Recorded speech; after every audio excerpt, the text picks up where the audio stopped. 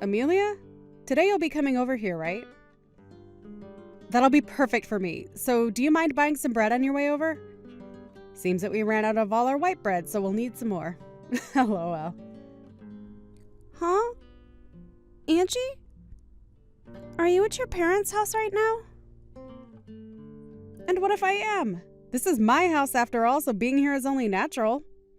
And right now my husband is away, so I decided to come back to my home so that I didn't get too lonely. Is that so? I'll ask Dustin if we can stop somewhere so that he can pick up the bread you want. Huh? I asked your selfish butt to take care of getting the bread, didn't I? What? But we're on the road right now and we're almost there. I'm not really keeping up with your guy's life or anything, but I do know you have a little package in your belly. LOL. But you should still be able to buy that bread for me. Next month you'll be having your baby, and so I'm sure you're not allowed to carry heavy things right now, though. LOL. Bread? Heavy? Okay. And also the baby's already here. Huh? We ended up having our baby a bit sooner than the expected due date, and so today we are planning on coming there to show everyone the baby. Huh? I never heard anything about this, though. Did you end up hiding all of this from me, you idiot? About that. I know that you really don't like kids, so Dustin said we should wait for things to calm down a bit so that you don't get too upset with us. That's why we kept you out of the loop. Shut up. You think you can just hide things from me because you're some dog? You need to stop screwing around, you idiot.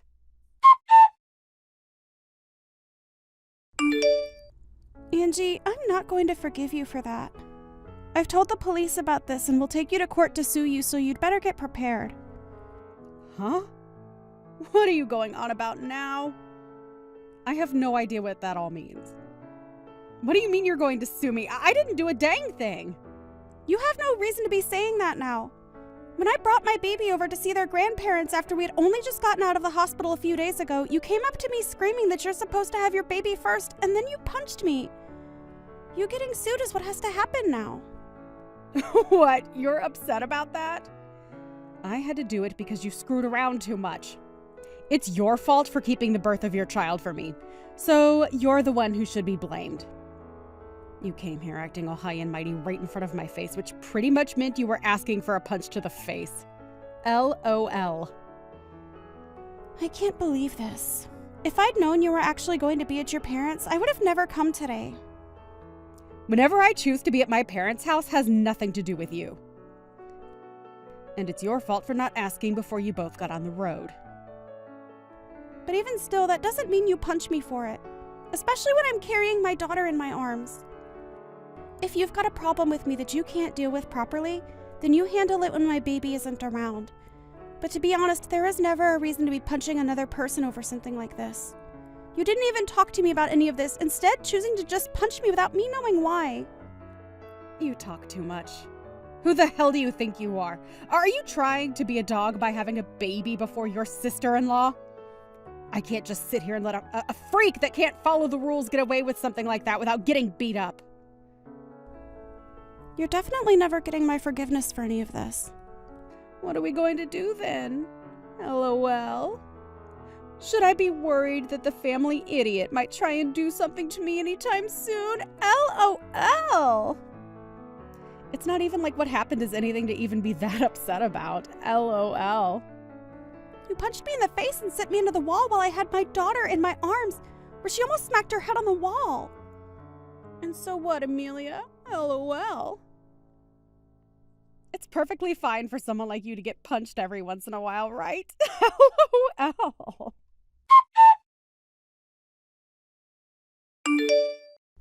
Andrew, can we talk right now? If it isn't Amelia, what's going on? The last time I was able to see you was just after you had your baby. And ever since then, I've been wondering about you. This is your first time having a baby, so I'm sure you're getting tired out by now, right? Yeah, if you have anything you need help with, just let me know and I'll be right over. Thank you, Andrew. Actually, I do have something to ask of you. Oh, alright. What is it? If you need me to go out and get you groceries or something like that, I'll be around every day. Actually, I'm on my way to the hospital right now. Dustin is taking care of the baby right now, and I'd like you to grab my purse and things and bring them to me. And since you're my brother and all, I thought you'd be up to the task. Huh? You're being taken to the hospital? Was there a crash? Are you doing okay? I'm going to be looked at by the doctor right now, and I'll tell you all about what happened later, okay? Alright. I'll head out right now, so just hang tight for a bit.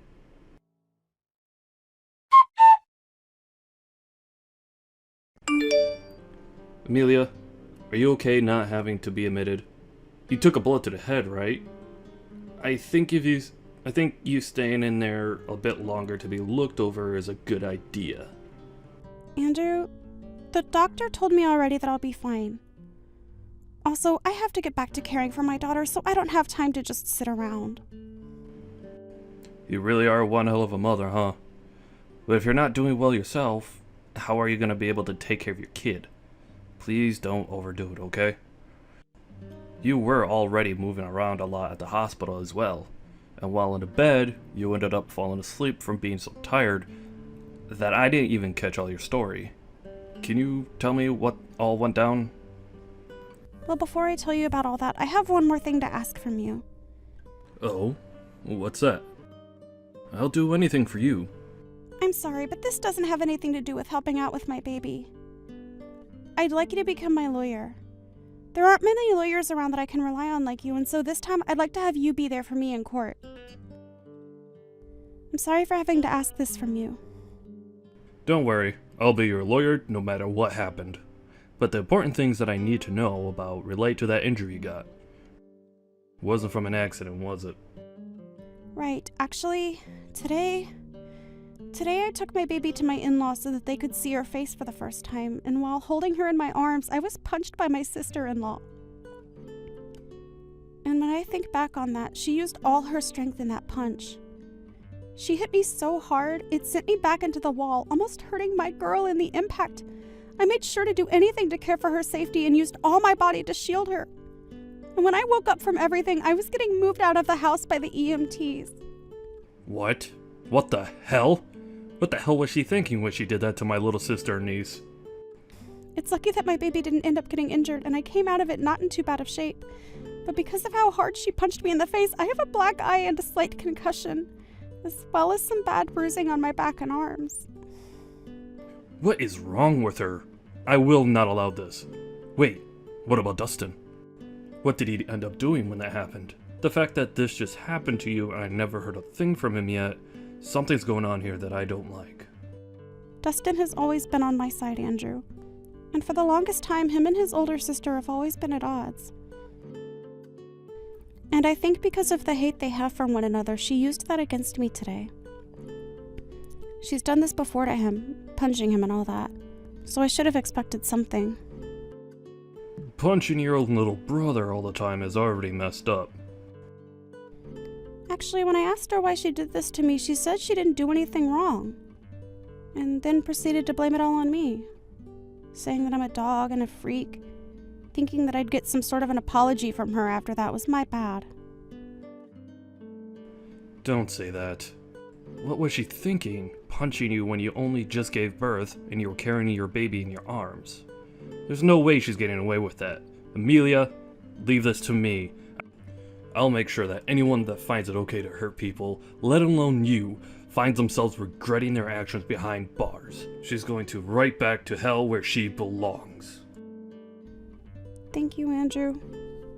When something like this happens, what should I do?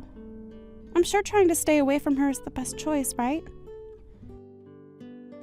I would never ask you to go anywhere near her after something like this, but we're going to need more evidence of her violent tendencies, and it's best to have a lot of evidence in court. I'll make sure to use your guys' texts as well as evidence. And I want you to start getting any other evidence that you might see as useful when we take her to court. Maybe go back to her another time and record the whole situation that unfolds. Just make sure that if things get dangerous, you run away this time. Alright, I'll try my best. I'll make sure to leave my daughter at her grandparents' house and that nothing happens to her. And I'll make sure to protect you both. I'm already pretty riled up as it is, but for the time being, you should take some time off to rest and relax. Then after that, we'll need all your strength to get the evidence that'll win the court case. Just make sure you're ready for anything from her. I'll be over tomorrow as well to check up on you again.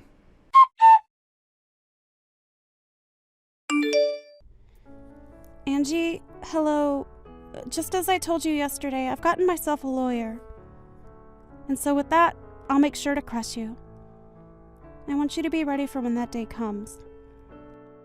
Why would I be preparing for that? You're a freaking idiot. LOL. Stupid dogs like you always try to make yourselves look all big and tough, don't you? LOL. You're probably nothing but talk right now. LOL. And how could you even get a lawyer when you have no money right now? LOL. Do you not understand how much it'll cost you to take me to court? And without evidence, things won't end in your favor. LOL. But I guess some people are too far gone to be helped, huh? LOL. Angie, why do you have to go so far to treat me like that?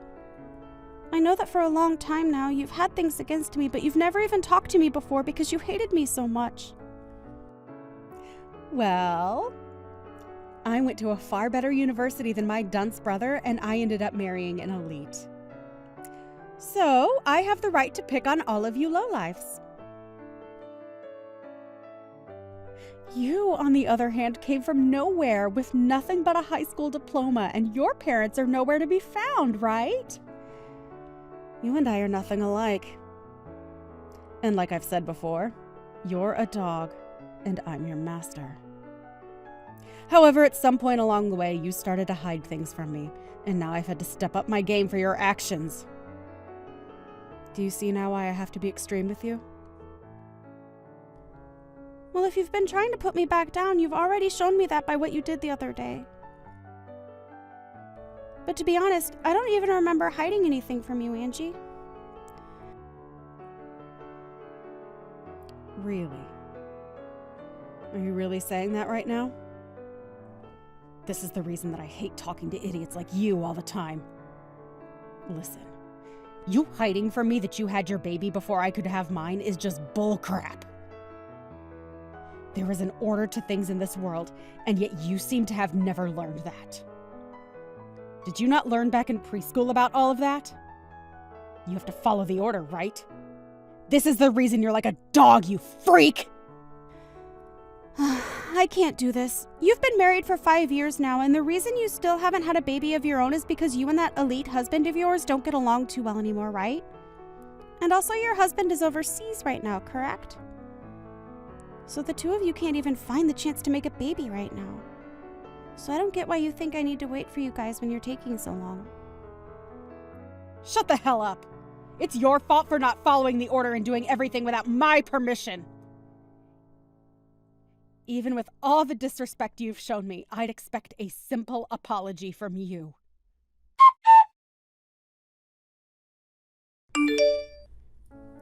I'm sorry, Angie. I was just in the hospital, and so I didn't get back to responding to you. For some reason, I was punched in the head yesterday, and so I wanted to get some tests done to make sure that I wasn't going to be fine. You're being way too over the top by going to the hospital for some small punch. And leaving me on red for so long really shows just how horrible a person you are. I think it's time I really start to teach you how to be a proper human. I've been thinking about this for a bit now, but I think you're making a mistake calling me a freaking idiot and a dog. I'm aware that my parents passed away a while back and that I only went as far as to finish high school, as well as being supported by my brother. But when did I ever tell you? I think you need to look in the mirror before you begin to talk to me like that. There's no point in trying to act tough now. LOL. I knew all of those things about you without the need to have you open your mouth. I was there when you had your brother around before you married, and he told me everything about you too. You were just too embarrassed to tell me about all that.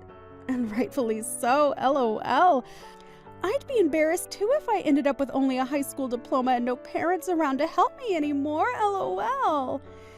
And in Dustin's case, he always avoids me, so I was never able to learn about this stuff from him, LOL. Wait, but could your brother have lied to me? Maybe he was just trying to make you look good when really you dropped out of high school, LOL. If that's the case, then I can completely understand you being as stupid as you are, LOL. I get it. That's where all of this started. Even though I never told you that my educational background is higher than Dustin's, you took what my brother said as the only truth. Huh? I already knew about the way you treated your brother when it came to his education, so I didn't want to start anything between us. That's why I never said anything to you about where I graduated from. As far as my brother telling you, I'm sure he was joking around at the time. And as far as my brother telling you, I'm sure he was just joking around at the time. And when it comes to Dustin, he has never cared about people's educational background. So I never even told him the truth in case he one day did accidentally let it out. You're telling me that you're better than Dustin when it comes to your education? Well, I know that you said you graduated from a university that's far higher up than that of Dustin's, so don't take this the wrong way. But if you think that's a good enough reason to pick on someone, then I should be the one picking on you. I mean, I graduated from somewhere even better than your school, LOL. Stop lying to me, you dog! Just because you've had a baby before me doesn't mean you can start acting better than me. Some jerk like you could never have graduated from college, especially one better than the place I came from. You need to go burn in hell. Stop trying to one-up me all the time, you disgusting waste of a woman!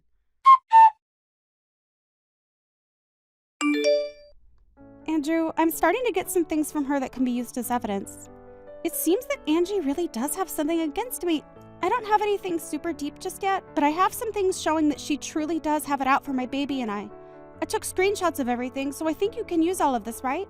I want to make sure there's enough here so that I can protect my baby and make sure that a woman like her is never able to pick herself back up. Great work, Amelia. You really got a lot of that done quicker than even I expected. She's going to regret ever thinking it was okay to harm my sister and my niece like that. Anyway, I'd like you to send me all those screenshots in a little bit. Even if we don't have a ton of evidence on everything that's happened, what we do have right now is good enough for me. I'll make sure to make your wish come true, so just hang tight a little while longer.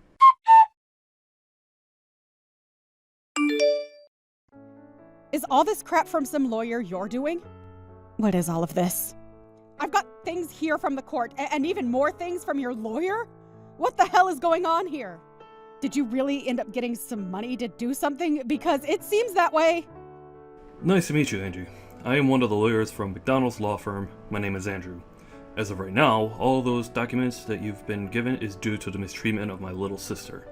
And so this time, I'll be acting as her lawyer in this case. Huh? So you're that idiot's brother that I talked to long ago? So that must make you an idiot as well, right? LOL. I'm not going to let you fool me right now. Although I am acting as the lawyer for my client, she is still my younger sister. I am not letting you get away with what you did to her. And since you committed the perfect crime, I'm going to make sure you're taken in for it. Don't you even try to look down on me like that. There's no way a freak like Amelia could actually have a brother that's a lawyer of all things, LOL. I'm surprised to have gotten something from the court, but after thinking about all of this, I can see what's going on here. You must be that dog's secret lover or something. You have been trying all along to act as though you're her older brother, but I can see right through it all now. Secret lover, huh? I'm sure that if that were the case, you'd be better off. But because I'm her older brother, that'll never happen. So don't even try saying something so disrespectful. My sister is an amazing woman, and she'd never cheat on her husband. What are you talking about? You're disgusting.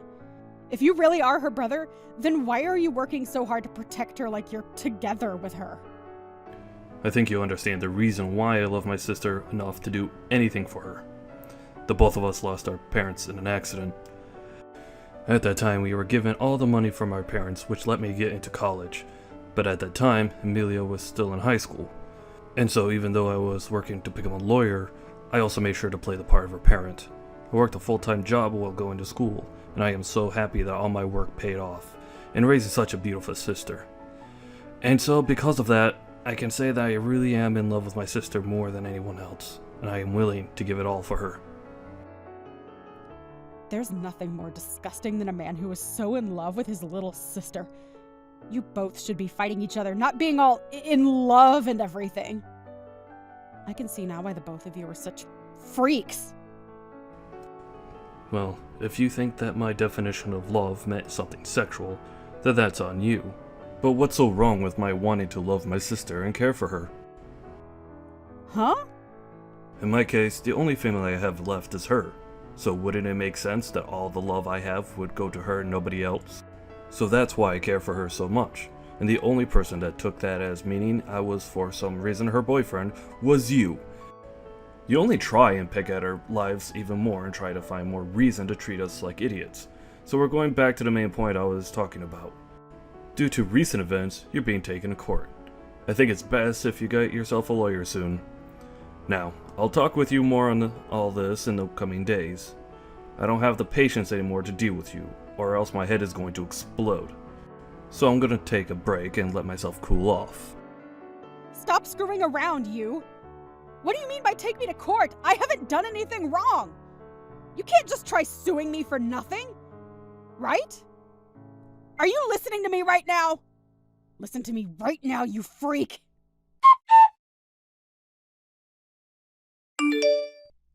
Listen to me, you dog! Are you really going to take me to court for my money? I get it now. If you go ahead and stop all of this court crap, I'll give you a small amount of money, and then you should be happy. Hi, Angie. I was starting to think about texting you here pretty soon, but it seems like you beat me to it and are still acting like you were better than me. Why is that? Anyway, if you think I'm only in this for the money, you'd be very wrong. There's other things I want taken care of. Huh? And what's that? I told you that I'd give you some money, and yet you still want more? I don't really care what you try and do, but I hate you enough now to not hold back from taking you to court. But if you really want to handle all of this outside the courtroom, I want you to not only give me some money, but also apologize to me right in front of all the family.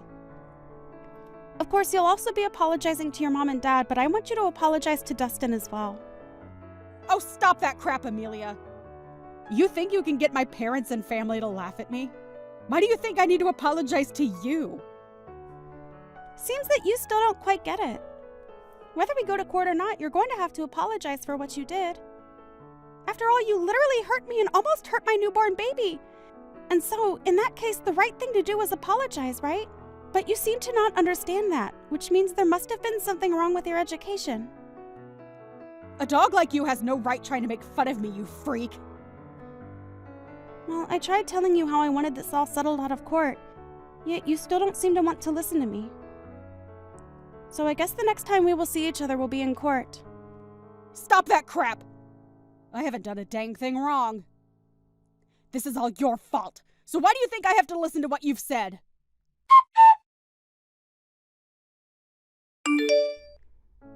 Andrew, please let me pay you for all the work you've done for me.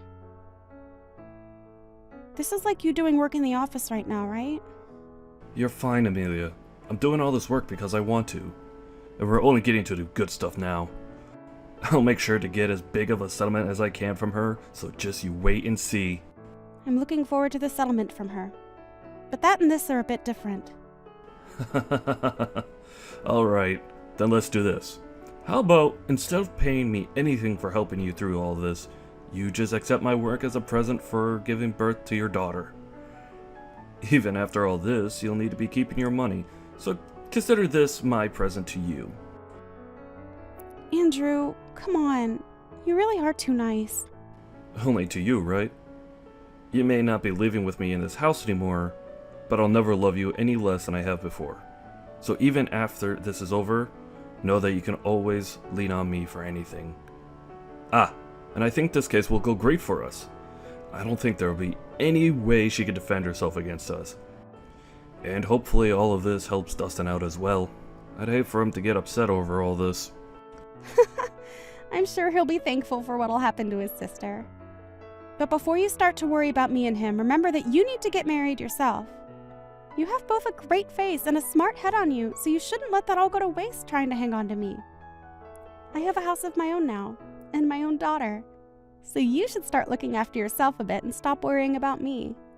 Alright. I guess I could do that. But you have to understand, this whole time my life has been about you and my work. I know that. You did everything you could for me, and I'm very thankful for that. But that's also the reason why after this, I'd like you to stop worrying about me and Dustin and work on your own life more. That's what'll make me happy. Alright. I'll make sure to find someone that I can focus all this love of mine onto that isn't you. Great! I look forward to it.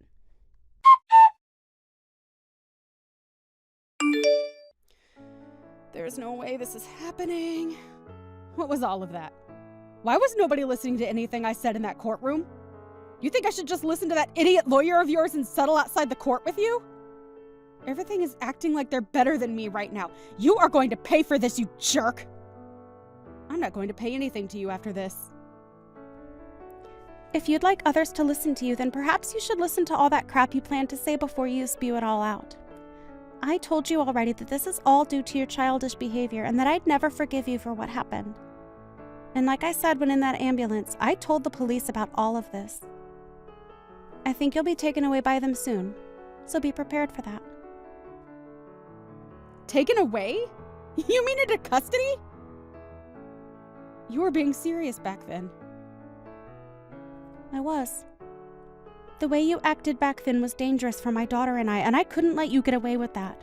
So in order to protect my daughter, I had to become your demon. Don't you start acting like you're doing any of this to protect that kid. I'm sure the police won't be able to get me. My husband has a ton of money, and I'm sure if I asked him, he could bail me right out of there. My husband may be working overseas right now, but the company he's with is from overseas. He has to work a lot all the way on the other side of the world, but he makes bank doing so. I'll make sure to use his money any way I can, and I'll be back out on the streets to come and get you. Too bad for you, you dog.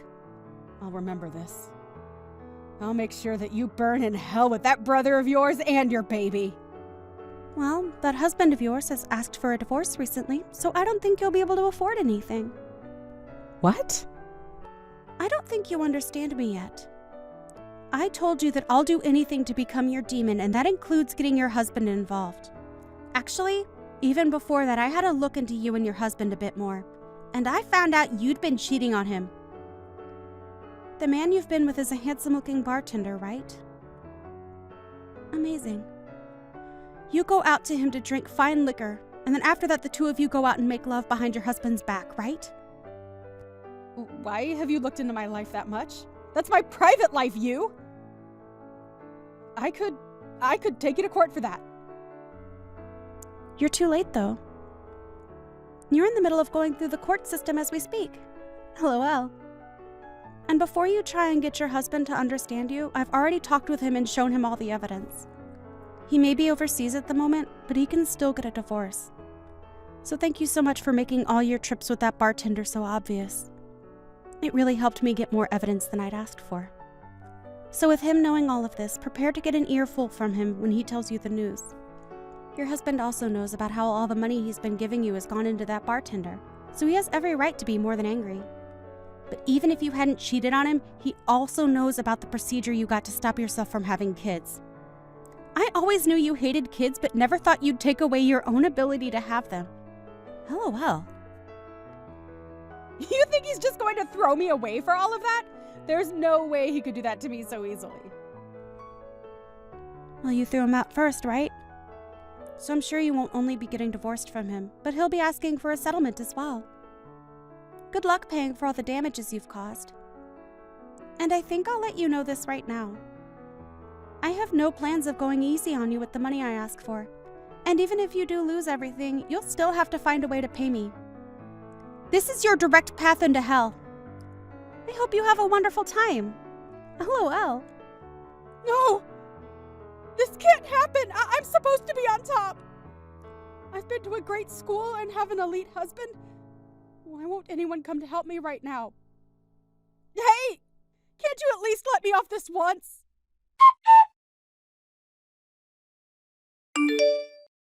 After that, Angie tried calling her husband to cry and apologize to him, but he wasn't having it, and they became divorced.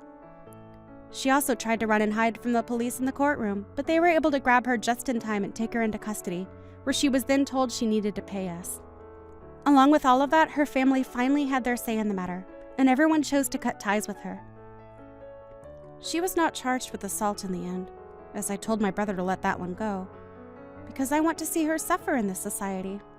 However, this did not stop us from getting a restraining order placed on her, and so she is no longer able to come within 500 feet of my family and I.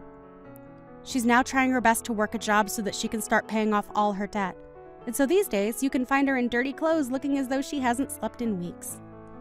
On the other side of the coin, I'm doing well living life with my happy family, and every so often my brother comes over to play with his niece. He only just started to look towards his own future instead of mine, but he couldn't help staying away from his new niece. So I'm sure that my brother won't be getting married for a little while yet.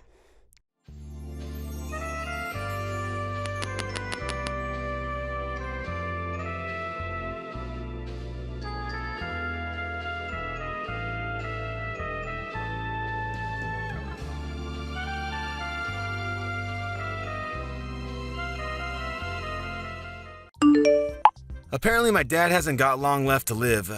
I don't have the time to visit, so go take a look at him in the hospital tonight and tell me what the doctors say. He's being discharged next week and we're gonna have to stay with him until he kicks it. Clear out the room in my parents' house before then. We'll sleep there. What? This is all really sudden. What? Is he okay? Why is he at the hospital? Did he collapse? What do you mean he hasn't got long left? I don't know and don't care. It just means that he's going to die soon. I didn't think that it would happen this soon, so... Yeah, you must be really shocked. Are you okay? Shocked? About what? Your dad must be in a really serious condition if he's been admitted to the hospital so suddenly. It must be tough knowing you don't have much time left with him. Why would I be in shock about that? I've been waiting for this. If anything, I'm over the moon. It's finally my time. What? Is this some kind of joke, Liam? My dad's company. It's finally mine. I bet he's been hiding a massive fortune from me and my mom all these years. He's a real Scrooge, that old man. He's never told us how much he has, and he never gave us money when we said we wanted to buy something. I deserve to inherit everything he has after being so patient. He has the money to let us live in luxury, but he's so cheap. He refuses to give me and my mom anything we want. It's not fair. I'm entitled to that money. He doesn't know how hard I've worked in this company for him. I'm sorry, what are you talking about? Your dad's in the hospital and you're already talking about your inheritance? What's wrong with you? Yeah, so what if I am? It's owed to me. I just spoke with my mom, and she says that his condition isn't likely to get any better. He's going to be bedridden, which means he's already got one foot in the grave. There's no better time to talk about my inheritance. Plus, my mom's going to have a hard time taking care of him by herself, and she says that it's a waste of money getting a nurse to take care of him or putting him in a home. So you'll have to do the caretaking. You're my wife, so you can't argue back. Don't expect to get any money out of him either. That money is mine. What are you talking about? From now on, you're in charge of taking care of my dad. I'm too busy with work, and your job isn't as important, so you can easily quit. You don't have the right to complain, since I'm going to be rich when I get my inheritance. You should consider yourself lucky for marrying me. Excuse me? My career is just as important as yours. I can't take care of your dad. You say that you're going to be rich, but as it stands, we're each paying half of the rent and the bills because we're both working. So what? My dad's the CEO of his company. Once I inherit everything, there's no need for you to work. I can pay everything myself. Lucky you. You're going to be a CEO's wife, and you can stick to being a housewife instead of wasting your time going to work. You're going to have an easy time just staying at home. doing the dishes and cleaning and stuff. What's so hard about that? You should be happy to at least help out with taking care of my dad. Is that why you suddenly decided we're going to live with your parents? To make yourself look better? So that he wouldn't have any reason to change his mind about passing his company on to you? Even though I'm the one that's going to have to take care of him? You're kidding, right? I don't want to have to do something that troublesome. What? You can't say that. He's my dad. Then why don't you take care of him yourself? I'm sure he would be happier if you were with him. No way, I have work and other stuff. I don't want to deal with an old man like him. I have work to do. Why do you get to prioritize your job? And what do you mean, and other stuff? What could be more important than taking care of your own dad in his final moments? It's not like you're busy with the housework, because I do all the cooking, cleaning, and the laundry before and after work and on my days off. You make it sound like cleaning is really easy and simple, but it's actually really tiring and time-consuming to keep a house in the condition you always enjoy it in. If anything, you have plenty of free time to take care of your dad yourself. You're the wife. It's easier for you to quit work, and you married into this family. So you should be happy to sacrifice your job for my sake. It's more worthwhile if I keep my job, since I'm going to be inheriting the position of CEO in a matter of weeks, maybe even days if we're lucky. I can't believe you actually think that. I'm enjoying my job. I don't want to quit. I'm not sacrificing it for anything or anyone. Can't you respect that? Respect? Why should I? You're my wife. You're supposed to be supporting me. There's no reason for you to keep your job if we're going to be rich. My mom agrees that that's what we should do, so there's no point arguing about this any further. My mom says that women should be more selfless and give up their job if that's what's necessary for the family. And she's never wrong, so we're going to do what she says. It's great that you have so much faith in your mom, but you're completely ignoring my opinion. What about what I want to do? We should be working towards finding a solution that suits both of us together, not just forcing an unwanted situation on the other. I need more time to think about this, so I'm gonna go see how your dad is. We can talk later.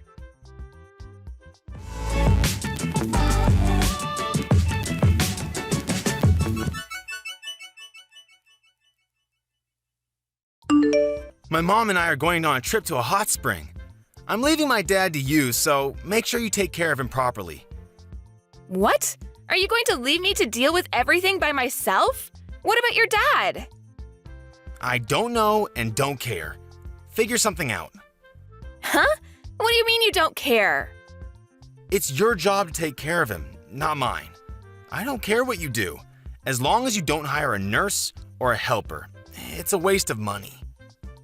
His condition stabilized ever since he collapsed, but there's no telling when it'll be his last day on Earth. So, let me know if he finally kicks it. That's the only report I need, so don't disturb us. You're seriously going on holiday with your mom? Your dad's bedridden. Don't you want to spend more time with him before he passes? He can't talk so much, but I'm sure he can still hear you. Try talking to him. Where have you been these past few days? You haven't come back at all. I need some time to relax myself, you know? What have you been doing while I've been busy taking care of your dad and doing all the housework? That's none of your business. I'm free to do whatever I like, whenever I like. I'm a future CEO. Nobody can tell me what to do anymore. Do you really think that being a CEO means it's okay for you to go and dump all of the stuff you don't want to do onto me? Owning a company doesn't make you any better. You only agreed to let him live with us because you want his company and his fortune, but you haven't even lifted a finger to actually do anything to show that you're worthy of inheriting everything he has. Well, yeah, it's true I haven't done anything, but what's wrong with that? Why should I do anything when I have a wife to do it for me? All I need is my inheritance.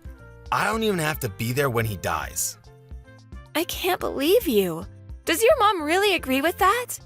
Isn't it a little too heartless to decide to go on a holiday when her own husband is on his deathbed? Of course she doesn't care either. If anything, she was the one that suggested that we go on the trip. She's happy that she's free of having to do the dirty work of helping my dad get changed, go to the toilet and wash him. We're going to be away for a few days so we can get a good rest. Take care of my dad. Oh, and make sure you keep us updated. That's if he gets worse, not if he gets better. I don't want to hear about him making some miraculous comeback to the company. That's enough, Liam. How can you talk about your own father like that? I never knew you could say something so horrible. You're a terrible son. I've had enough of you and your mother. I knew you weren't perfect when we got married, but I should have realized that you were an asshole much earlier and saved myself the trouble. I don't care what you think of me. You can insult me all you like, but the only thing that matters to me is that I get my money. I'm anticipating that a lot of money is going to come to me once I take over the company, so I think I'm going to let loose and splurge on this trip. Once I'm CEO, I won't have to worry about money anyways, so I might as well start enjoying the high life. Oh yeah? While I stay at home cleaning and taking care of your sick dad? You've got some nerve saying that to me. That's what a wife is for, right? Staying at home and taking care of the house and kids. My dad can't eat or change himself, so he's practically a baby. The only difference that he's a pretty big one. If you don't like it, you can just leave him there.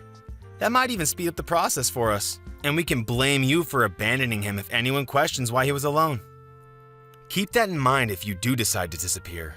That's going to be on your conscience, not mine. That's enough. Besides, you don't have anywhere to go, remember? You should be grateful that you've managed to marry a guy like me. With the power and the fortune I'll be gaining, you'll never have to work. The least you can do is take care of my dad until then. He's on his deathbed.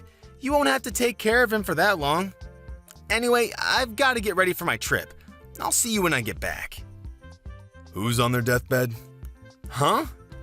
I never imagined that my own son would say something so horrendous about me while I was so close to death. I'm disappointed. It bothered me that you and your mother were always whispering about something behind my back. But now I know that it was all about your inheritance and my company. Aren't you ashamed of yourself for making your wife take care of a sick, old man with no help? And not even a word of gratitude? Wait, who is this? This isn't Angela typing. Dad? Who else? Your mother's with you, isn't she? But why are you able to message? I thought you could barely speak, let alone raise your arms to type a message. You were supposed to be dying. What's going on? While you were out of the house doing God knows what, Angela was doing her best to take care of me. I made the miraculous comeback that you were dreading.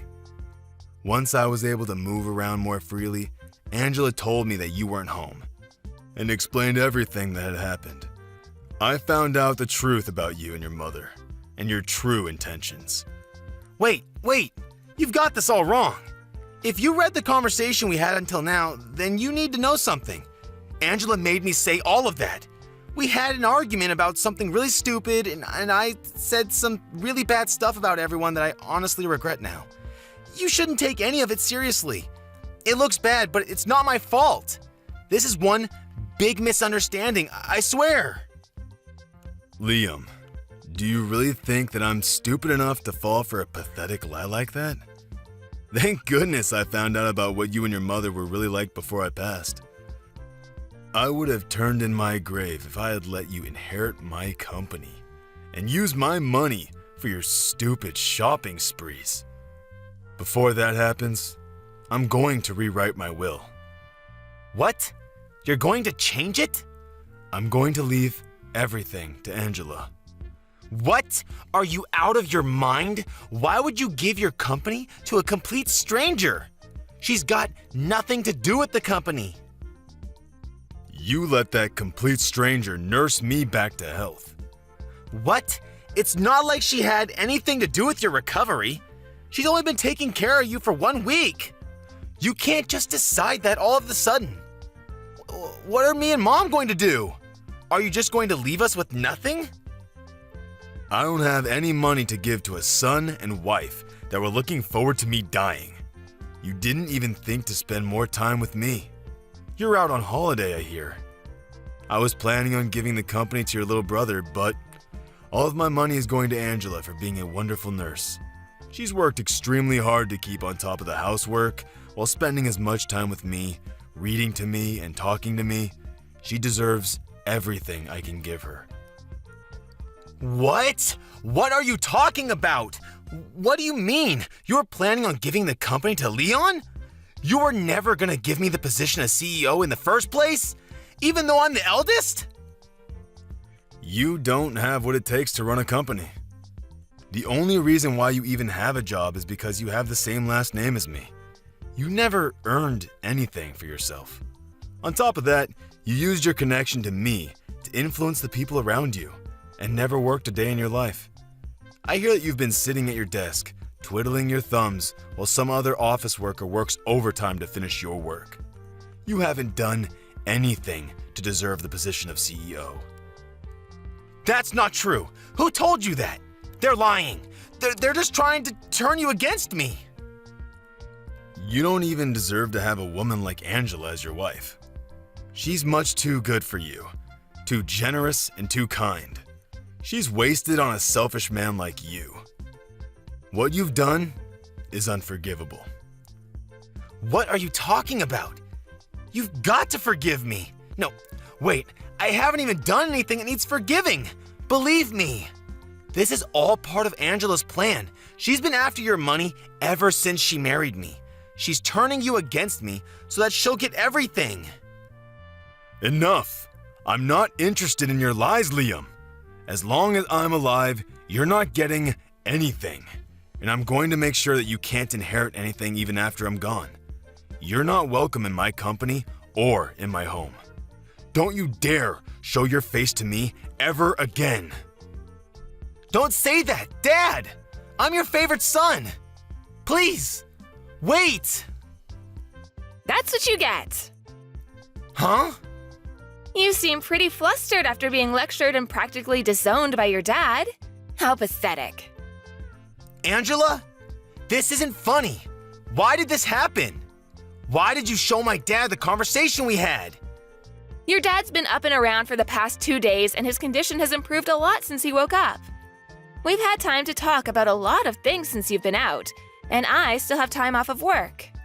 Seriously? Why didn't you tell me he was up? You tricked me! I never tricked you. You told me that you didn't want to hear about him getting better, so I didn't mention it. But I suggested that you come back and be with him, remember? I didn't have anyone else to talk to about how you had completely left me to deal with everything by myself. And I've been stressing about a lot of other things besides this incident, so I told him everything. He was happy to give me advice on what I should do with you. Now he knows everything. You're finished, and you only have yourself to blame. This isn't funny, Angela. Do you understand what you've done? You've ruined your husband's life. Oh, what are you so upset about? Why wouldn't I be upset? I'm going to lose my job, my company, my money, all because of you. Stop Dad before he seriously changes the will. Whose money? Didn't you understand your dad? You don't have any right to it. Listen to me. I'm your husband. I don't have any obligation to listen to anything you say, whether you're my husband or not. You may not be able to tell, but I'm pretty pissed off myself. What? Why would you be pissed off? You're an idiot if you don't understand why, and you don't have any right to be angry with me. Your dad is furious, and with good reason. He's made his decision based on the way you treated him and he treated me. You don't have any right to change his mind. You can try all you like to make it my fault, but you can't escape the fact that you caused this yourself. If you have a problem with that, why don't you try and make an argument, because I'll shoot it down. Wait a minute. Why are you so angry? I'm the one that should be angry right now. Of course I'd be angry. You were trying to go on holiday, fully aware that your dad was in bad condition, hoping that you'd get news that he had passed away while you were gone.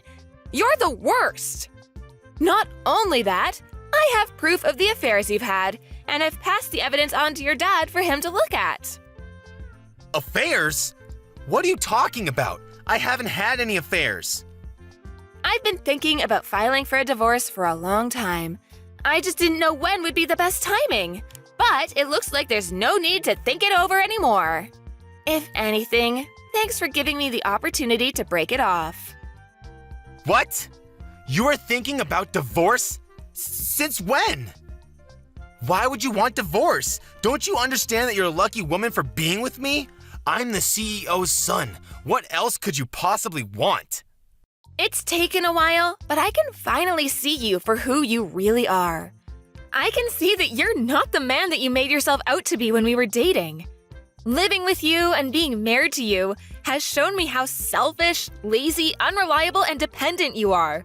I haven't been living with a husband, I've been living with a big baby. And because of how horrible your behavior has been, your dad's even offered to pay for my lawyer to make sure that I have the advantage in court. What? Why would he support you? I'm his son. He should be defending me, not backing you up. What the hell did you say to him to turn him against me? I told him everything. Unlike you, your dad's a good person. He told me that I was just being taken advantage of and that there was no need for me to endure your treatment any longer. And from now on, your dad's going to receive the care he deserves from a home for the elderly, without anyone telling him that he's a waste of money. I'm happy to help him out if he ever needs anything, but keep in mind that I'm not interested in keeping in touch with you. Once we're divorced, we're over. It's your fault that I'm not going to be CEO and that I'm going to lose my job and you're running away? That's not funny, Angela. You can't run away from me. That's not fair. You should suffer just as much as me. I'm going to leave your parents' house, but don't even think about coming back to our place. I'm going to live there alone. What? I thought you already returned our keys to the landlord. No, I haven't given the landlord notice. I was already planning to ask for a divorce, so I decided that it would be a waste to give the apartment up. But I've already changed the keys, so there's no point trying to get back in. Your stuff is all here at your parents' anyways, so you don't have any reason to go back. If you try and force your way in, I won't have any choice but to call the police and report you for trespassing. Are you being serious? You really want to get divorced? Of course I do. I'm very sure that it's for the best. Don't come crying to me when the divorce is over and you can't get any of the inheritance Dad promised you. Come on, I'll forgive you for threatening to divorce me, so let's work together to get my dad to give us his money. No, thank you. Your dad's already worked on a way to leave me his money even if I'm not married to you. I told him that I didn't need anything and that all I want is to get a divorce, but he was insistent that I receive something for taking care of him. What do you mean? He's already found a way to leave you his money? It's better if we stay together, don't you think? You just want to stay together so that you can enjoy the inheritance I will receive from your dad. Well, we knew that you might start saying stuff like that, and might even refuse to sign the divorce papers, so we've already hired a successful lawyer to cover our case. She's the best divorce lawyer, so you won't even stand a chance. You've already prepared that much? Your dad was saying that he's planning on divorcing your mother, too. You're not only going to lose your job and your inheritance, you're both going to lose your spouses and your homes. You can become homeless for all I care. You both deserve what's coming to you. What? He's going to divorce Mom? Why? Apparently, your mom was cheating on him, too. She didn't even bother to hide it. She took advantage of him being bedridden and brought her partners into their home. Like mother, like son, I guess. You should both take this chance to reflect on what you've done and learn to respect other people before you remarry. That's if anyone is willing to. Mom was cheating on Dad? I never heard anything about that. Is he really going to divorce her? You should be more worried about yourself. The only reason you had a job was because your dad gave you that position. But now he knows everything. You're not going to be able to work for his company anymore. You're not even going to inherit anything. You're not going to be able to live the high life like you hoped you would. Angela, wait. Think about this. I never imagined that things would turn out like this. I didn't mean for any of this to happen. I just got ahead of myself when I heard the news about my dad. Come on, let's stay together and help each other out. I need you, Angela. I can't live without you. Please, you can't leave me. Oh, really? I can live happily without you. If anything, you need to learn to do the housework yourself for once. There's no way I'm living with you ever again. You're seriously abandoning me? You're the one that pushed me to make this decision. If you wanted me to stay, you should have been more caring and more willing to think about my needs as well as yours. The more you beg, the more pathetic you look, so I wouldn't suggest pushing the issue any further. Anyway, I hope you'll enjoy your fancy trip to the hot springs with your mom. You should make the most of it, since you'll be experiencing hell when you get back here. I can't wait to get justice for everything. I had to suffer while I was with you. See you in a few days' time.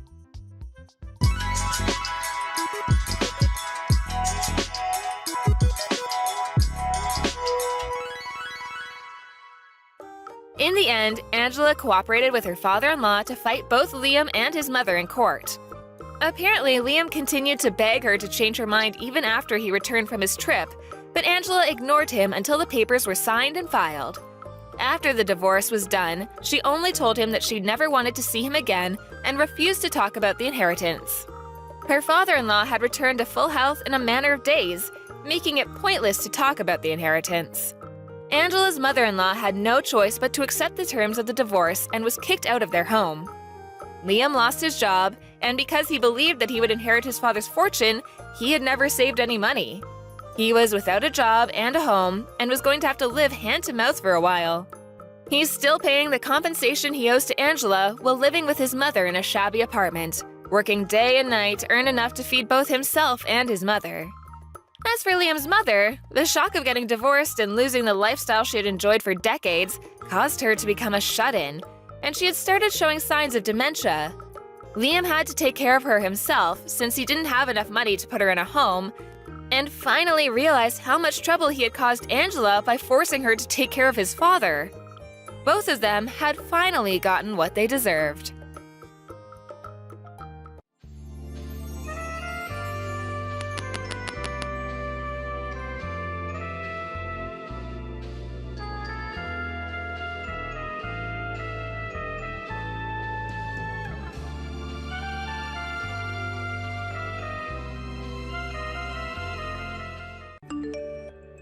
Sabrina, have you finished all the paperwork that I left you with? Today's the day all of them are due, so I'll be needing you to drop them off at my office. Oh, you're talking about those? I haven't done any of them yet, though. What? Why not? Not only have I not done any of them yet, but I haven't even looked at any of them. That can't be. I handed them off to you a little while back, asking you to please handle all of them before today. And, well, I have a lot going on myself. Look, I had this big vacation with my boyfriend, so that took almost all the time I could have had for work away. You cannot use that as your excuse for not getting the work you were asked to do done. And it's not like those papers should have taken you that long to go through and fill out anyway. What? All right, now you're really starting to annoy me here. Did you just say that I'm annoying you? I don't ever remember you even having the right to tell me what to do here in the first place. But I am your manager, Sabrina. My manager? Do you have any idea what position you're in, Helen? What do you mean by that? You really think I'm going to sit here and listen to you tell me that you have no clue what position you're in after coming to this department? From what I've heard, you're being moved around this company every year, being asked to take on new roles, right? Well, that is correct, but what does that have to do with you and I? What I'm saying is that you've been moved around so much because you are just that useless to this company that they don't know where to put you anymore. So would you please stop calling yourself my manager when all you are really is this entire company's burden? I haven't been getting moved around this company a whole lot just because I'm some kind of useless burden to everyone. But what I do know is this. I am your manager right now, and that means you have to listen to what I ask you to do. Everyone else in this department has been listening to what I say and doing as I ask, except for you. So I will not allow you to act like you can have your way here all because you think I'm a burden to the company. Ugh, you really have no clue who you are, or even who I am, do you? What are you talking about? My father is the department manager for the Human Resources Department. I am very much aware of that, Sabrina. And? Do you think it's okay for you to keep talking to me like that when I'm the daughter of a man such as him? What are you getting at here? Ugh, Jesus Christ, woman. Just put 2 and 2 together already. You could be fired by any moment by my father, and that all depends on how he feels and thinks about you. He listens to every single thing I say to him, so all I have to do is speak up about how you keep on badgering me. Are you serious? Anyhow, you can stop trying to fight me like you've been doing.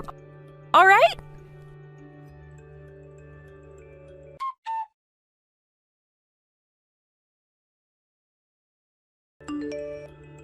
Sabrina, work has started and you are still not in the office yet.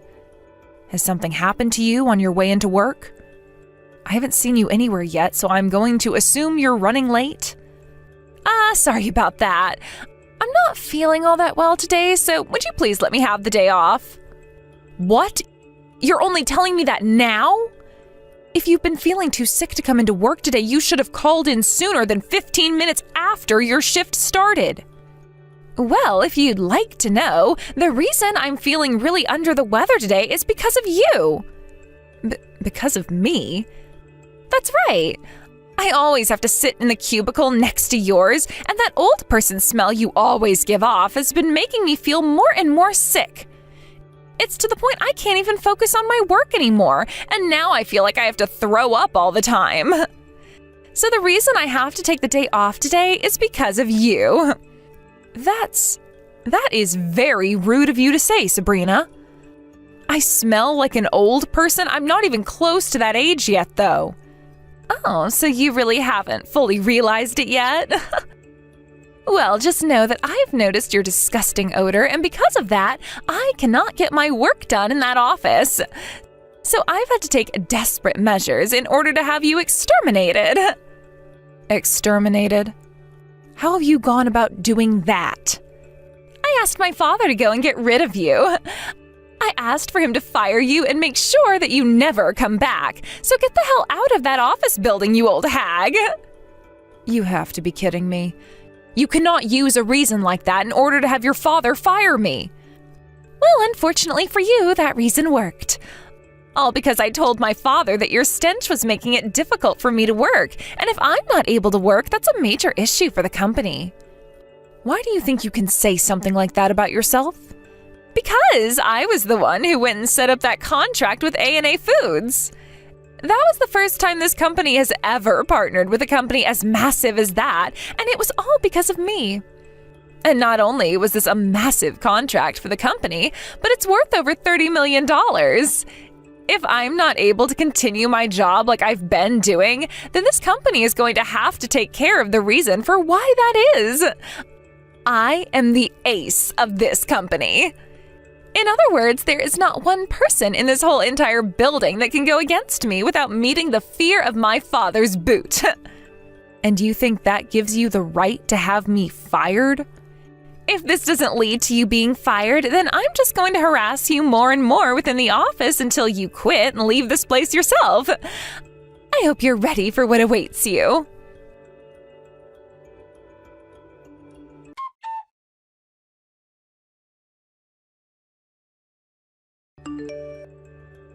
Helen, it's been a while. How are things for you? Are you getting used to that new department? Oh, hello, Director Drake. It really has been a while, hasn't it? What's going on? Did something happen to make you seem so down? No, I'm just thinking about how perhaps my way of doing things has been wrong this whole time. Oh, and why would you be thinking something like that now? I've always been told by my father to respect all of those that work for you, and they'll continue to work for you and do what must be done until the day they're promoted. That's why for as long as I can remember, I've always been putting my team first and only make choices based on what everyone wants. Ah, I am well aware of that, Helen. That's the whole entire reason I have you working the job you do. Now, tell me, why do you think the way you've been handling things with your workers is wrong? Drake, do you know who Sabrina is by any chance? She works under me in my current department. I do, since her father and I are very close to one another. And I've known about her ever since she was a little toddler. And what do you think of her? She is very young and still very unripe. Yet she was able to get us that contract with A&A Foods. I feel that she has some very important skills that the rest of the company could learn from. There was also that presentation that needed to be given to the very tough business lead of A&A Foods, and she stepped up to the plate and killed it. All I can really say about her is that she is amazing. Do you have something to say about her? I've been having sort of a dispute with her. What happened that has led you guys to having a dispute? All I can say is no matter what I try to do and say, she doesn't want anything to do with me being the manager of that department. And that's why I've started thinking that it's my time to leave this company for good. What? Hey, hold on a second there. There is no way on this beautiful earth of ours that I am going to let someone as important as you leave this company. I will do anything to make sure you feel more comfortable here again, so please take back that statement about wanting to quit your job here. Understood. Then I need to tell you what's been going on between me and that wretched little girl.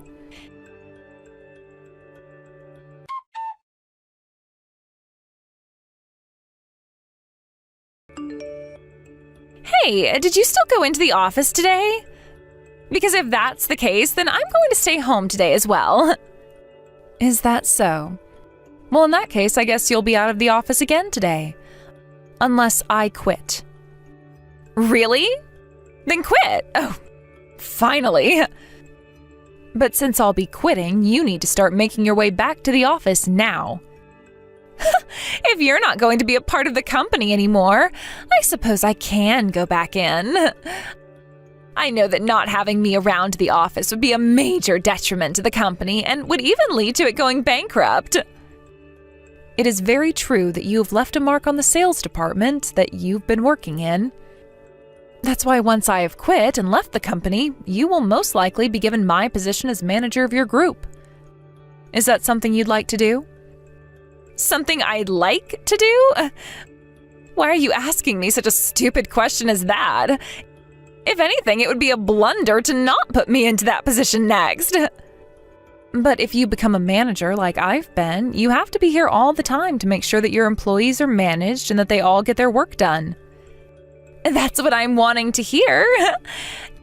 I can tell all of them to do as I say and then make my job in that company even easier than it's already been. I can just sit around on my phone all day making bank doing absolutely nothing. Things will not end well for you if all you do is use your team for your own self-interests. What I do as the new manager has nothing to do with you. Now, would you speed things up with quitting your job there? By the way, that's right. There's no way the company can continue with me only being the manager for the rest of my time there. So I think I'll have to start aiming to be the CEO in order to keep that company going and keep the money flowing into my pockets, that is. There's no way someone like you will become the CEO of the company anytime soon. I wonder about that, though. All I have to do is continue to succeed at my job there to a degree that has never been seen before. And before long, I should be the CEO because of that, right? I also have my father working as the head of the HR department, so he can surely help me get to the top. With him, I'll be able to jump over so many steps and be at the top within a few months. There is no way you would be able to get away with something like that, though.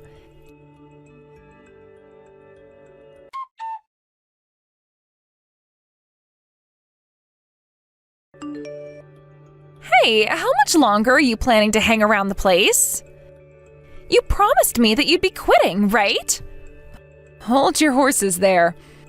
I have to think about things like who will be taking control of this position next and things of that significance.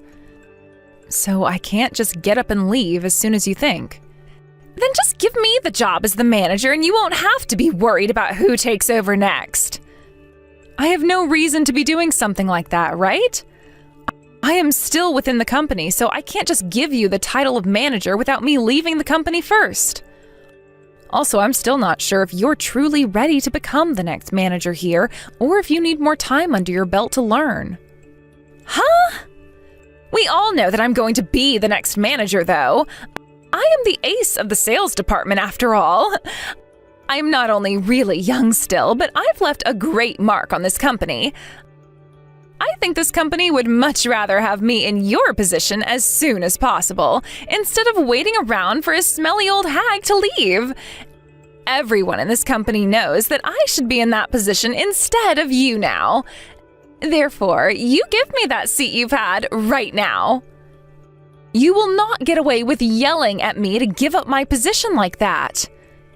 If you're really as enlightened on the world of business as you think you are, then wait for this company to make its decision and follow the company rules. I'm the one making the rules here. If you've got a problem with my rules and how I want things to be run, then I'd like to see you try setting up a $30 million contract with a company like A&A Foods. If you can show me that you can do something like that, then I'll be willing to finally listen to what you have to say. Oh, about that. What? The department manager is asking for you to go and see him. From what I've been told, it seems like he got a message from the leader in charge of that contract with A&A Foods, so he'd like to speak with you. Oh, is that right?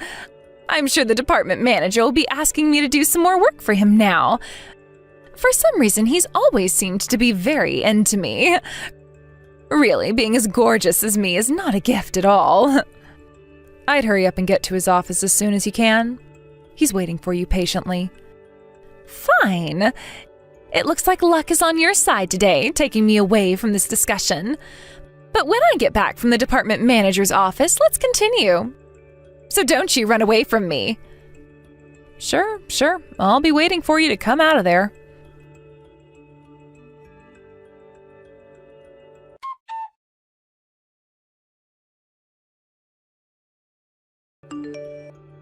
Hey, you! What the hell is going on here? What happened? What happened with the manager that has you so freaked out right now? Because of you, that $30 million contract I had made with A&A Foods is now gone! Poof! It's been terminated! So of course I'm going to be freaking out right now! $30 million contract? What makes you think that it was my fault that contract ended up getting terminated? Stop trying to play dumb with me! You went to the CEO of A&A Foods and tattled on me to him in order to make me look bad, right? Would you not call something like that tattling? This isn't your 5th grade classroom anymore, Sabrina. I was just going to my father to talk with him about the situation I've been having here, and that I've grown tired of an employee like you always causing me so many headaches. I knew that since my father is the leader of a company such as that, he'd be able to guide me through what all I should do about you in this situation, which he did. I can't believe it. I never would have thought that you, of all people, were the daughter of that company's CEO. Why were you hiding something as important as that from me this whole time? I never was trying to hide it from you or anyone within this company, Sabrina. It just happens to be something I don't find is very important for all of you to know about, so I keep it to myself most of the time. But that is something more important to us, to me, than anything else you ever talk about. Had I just known that you were the daughter of A&A CEO, You would have never started to go on about how you would have me fired by your daddy working as the head of the HR department? That's exactly right. And another thing I'd like to know is why the daughter of the CEO of such a massive company is currently working as a manager for this company. What? Did you come into this company as some sort of spy or something? Now, why would you come to a conclusion such as that? My dream is to become just as good of a leader as my father is because I have respected him all my life. But I didn't want to do it within the same company as him because then it would feel as though things weren't fair for the rest of the company.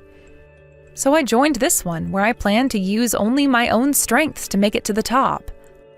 I believe it's far more respectable to become someone of power through only one's own strengths rather than to rely on their mommy or daddy to help them along. What the heck?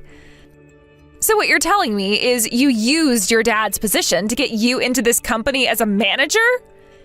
You had to be helped into this company. Were you even listening? I just said that I will not use anyone else's strength but my own, unlike the person I'm talking with right now. That was the reason I never spoke about my father being the CEO of A&A Foods.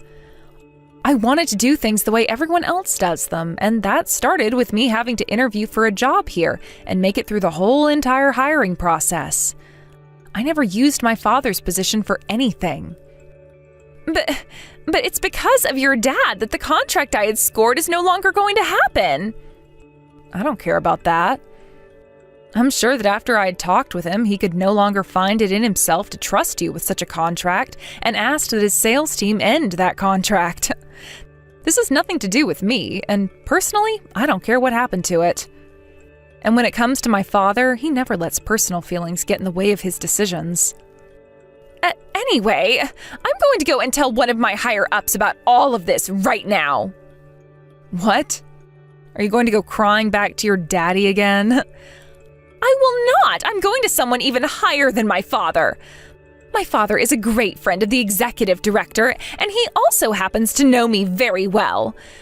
When I tell him about everything that's happened here today, he'll have no other choice but to have you fired. Tell me then, what have I done that is a reason for having me fired? I told you all I did was talk with my father for a little bit. Shut the hell up!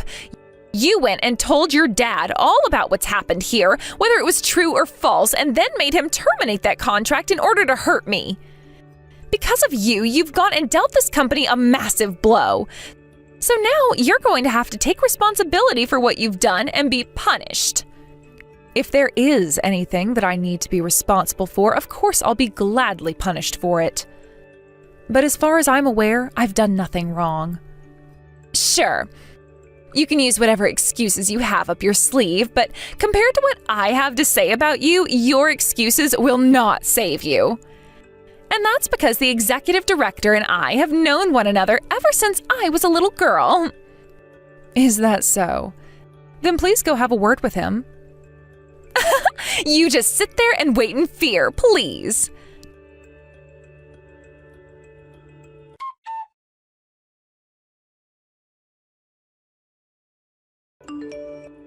Director Drake, something really bad has happened.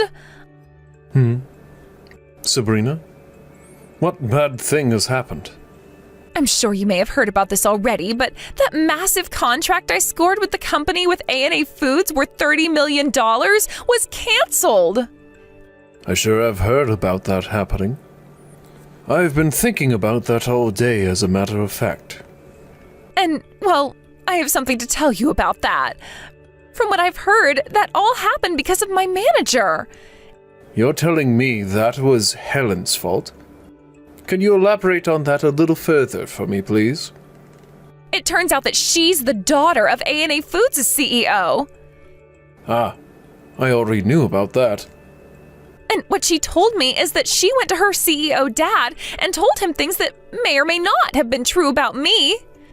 For some reason, she seems to have lied about me, saying that I have been harassing her and all that in the workplace. That then led to the CEO of A&A becoming upset and using his own personal feelings to make the decision. He terminated the contract I had made. Why do you think Helen would lie to her father about you? It looks to me as though she can't get over the fact that I'm not only really young, but I'm better at my job here than she is. And that's why she's gone and did this to me. Really, she is the worst woman imaginable. I can't believe I even bothered with trying to act like I didn't know anything. Huh? I already know what's been going on between you and Helen, yet you came to me with some sad old story like that. What's happened to you, Director Drake? I've already been talking with the CEO of A&A, and he has told me everything he knows and why he's made his decisions regarding that contract. He said he cannot trust someone like you after what you've been doing to his daughter. And I'm telling you that Helen has been lying to you all about me. She is deeply jealous of me because although I may be young, I was able to get that $30 million contract with a large company like A&A Foods. That's why she's trying to take me down now. You really think that contract came about only because of you? What? What do you mean by that? We all know that behind the scenes, Helen had been talking with the business lead over at A&A Foods, and was the one who sealed the deal with him in order to get us a $30 million contract. But you're the one thinking it was just because of your little presentation you gave that the contract was made. And since you would keep saying that to everyone in the office, Helen went ahead and said you could take credit for it. She already knew the company was aware she was allowed that contract to be made, so she didn't need to be seen by everyone like you. You're kidding. Why would she do that? She wanted you to feel more confident, since you're still young. And since that was a major deal that had been made, she knew you would be happy thinking that you did it all by yourself. To be honest, that sounds like something Helen would do for anyone in the company. Unfortunately, though, things didn't go the way Helen had been hoping, and actually, they went in the complete opposite direction. No way. I was not at all that concerned about you when first letting you into this company, since you are my good friend's daughter after all. But it's starting to look like I've made a grave mistake by hiring someone like you.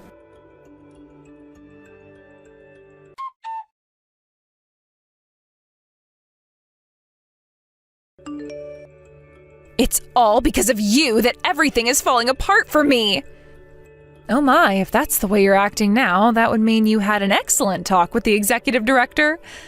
Perhaps he wasn't as friendly with you as you first thought he'd be.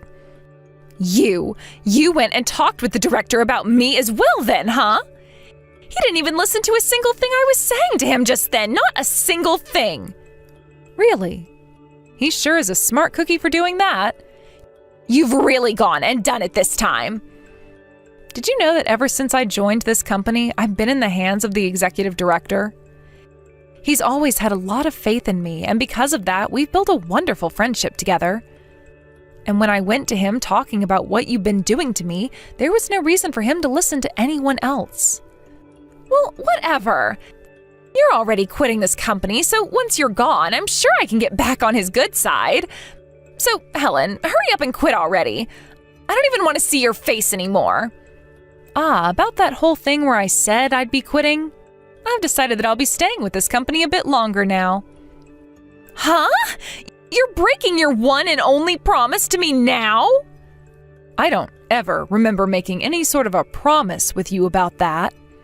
When I went to those that have taken very good care of me within this company and told them I'd be leaving, they all asked me to please stay and that they'd work with me to take care of any issues I had. When I heard them all say that, I realized that I didn't need to quit my job here after all and could wait for them to get rid of my problems. You're only bringing that up now? Then I'm going to talk to my father about you. I'll go and tell my father all kinds of lies about you that he'll have to believe, and then he'll make sure of it that you're fired. And like I was saying before, there is no way he'll be able to do that. He sure as hell can! Because in the past he's done it plenty of times, so it won't be any different for him to fire you. I see. That's not a good thing at all now, is it? Sure, but to me, I wanted to make sure that anyone who was getting in my way or was just straight up annoying me was forced to leave this company and my life. Haven't you always wondered why so many of the people who worked with me would quit or be fired? I'm the one behind all of that, and I'm going to do the same thing to you with the help of my father. That's very unlikely. Huh? What do you think you're saying? Your daddy is the head of the Human Resources Department, correct? Well, if that's the position he holds, then he won't be able to fire me. Hey, listen, Helen. Is your head really that screwed up or something? Don't worry about it. I can tell you right now that based on my yearly health checkups, my head is better than fine. The only reason this might be a little bit wild is because I have been hiding something from you. And that something is my title.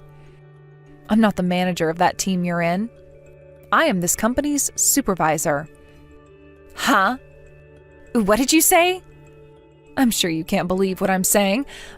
But if you won't be able to trust what I'm saying now, then you can go and talk with Drake about me. I'd always worked under him, but due to him referring me and asking that I become the next supervisor, I was promoted.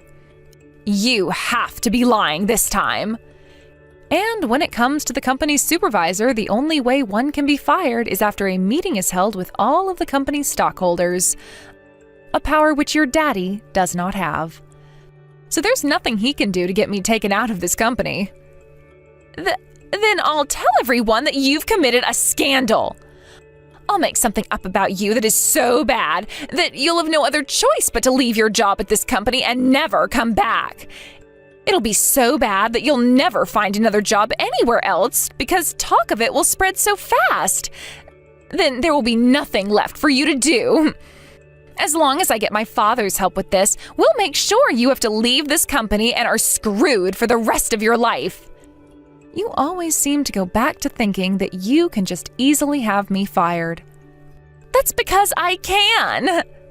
Well, I already know about all of your moves. Huh?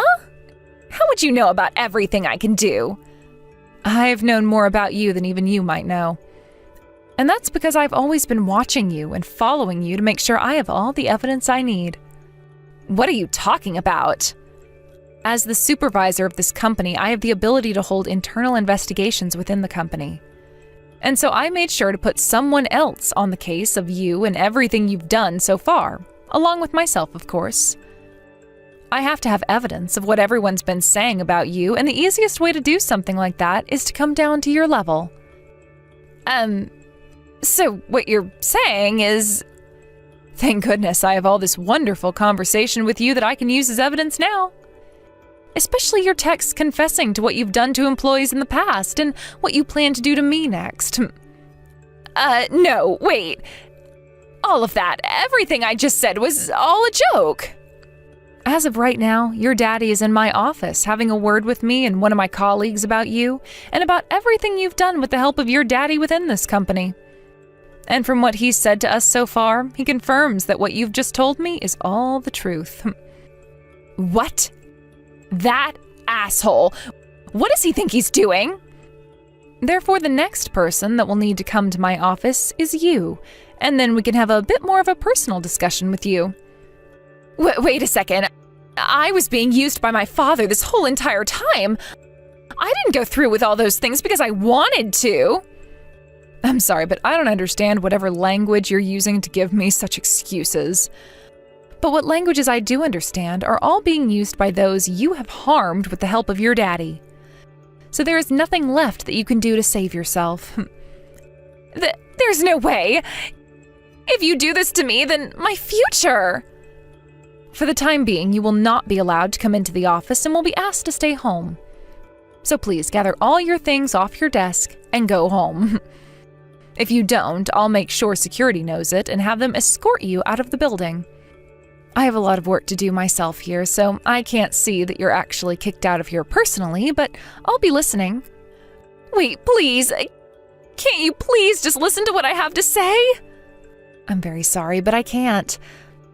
I don't have time to listen to someone who's only going to lie to me more about her reasons for doing what she's done.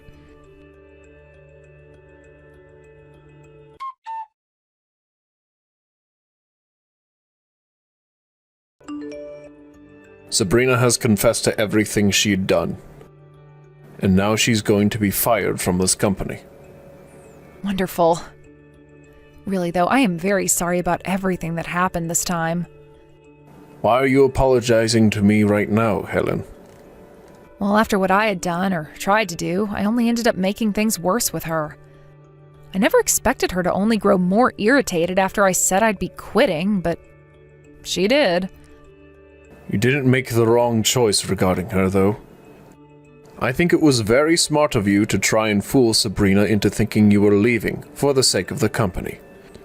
And it's because of you that there are so many wonderful employees working for this company in the first place, with most of them being able to put up with her nonsense.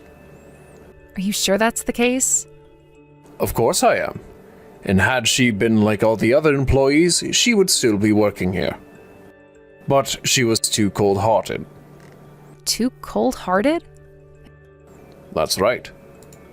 No matter how much she received help from her team and the company as a whole, she would never thank anyone and act as though she had done everything herself.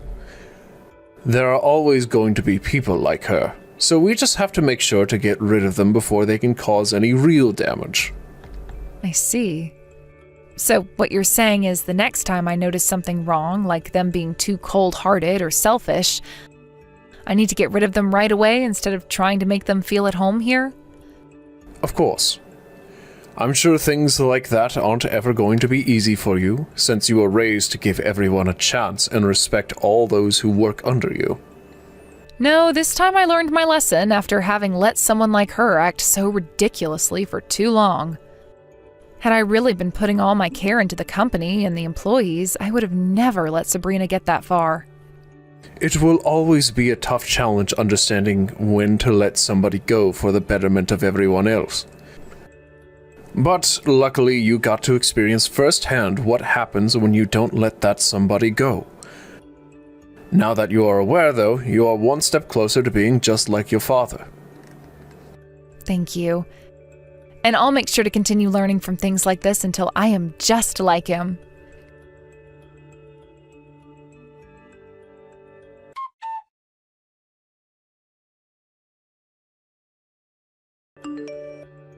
In the end, both Sabrina and her father, working as the head of the HR department, were fired.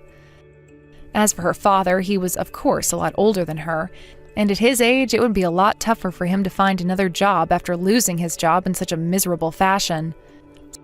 So he gave up on working as a company man and settled for working part-time at a local supermarket. But when it came to Sabrina, she had always been so used to relying on her parents to support her financially, and so when her father lost his job alongside her, she couldn't rely on them and left their house. And with that, her ties to both of her parents were cut, and she was on her own. She was able to find another job not too long after being fired, although at a much smaller company. But there she only caused more trouble and ended up being fired by that company as well. From there, she had no income nor a house to really go back to, having cut ties to her parents.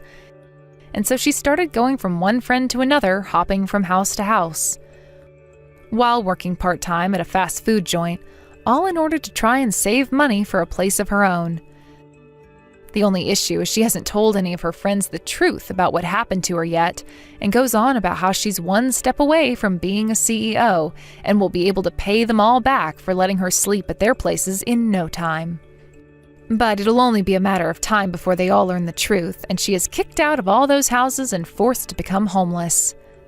As for what happened with myself after all that, I took a month off to relax a bit and go on vacation with my mother and father to the Bahamas. There I chatted with my father some more about being a good leader, and he told me I did a great job handling things at the end there with Sabrina, and an even better job than he could have done. I'm not sure if he was telling the truth there to make me feel more confident in myself, but either way, I'm just glad to be over that hill now and have learned a couple of new things. Thank you for watching and listening. We hope you enjoyed the video. Don't forget to like this video and subscribe. Also, feel free to leave a comment about what you thought of the story. We look forward to seeing you at the next story.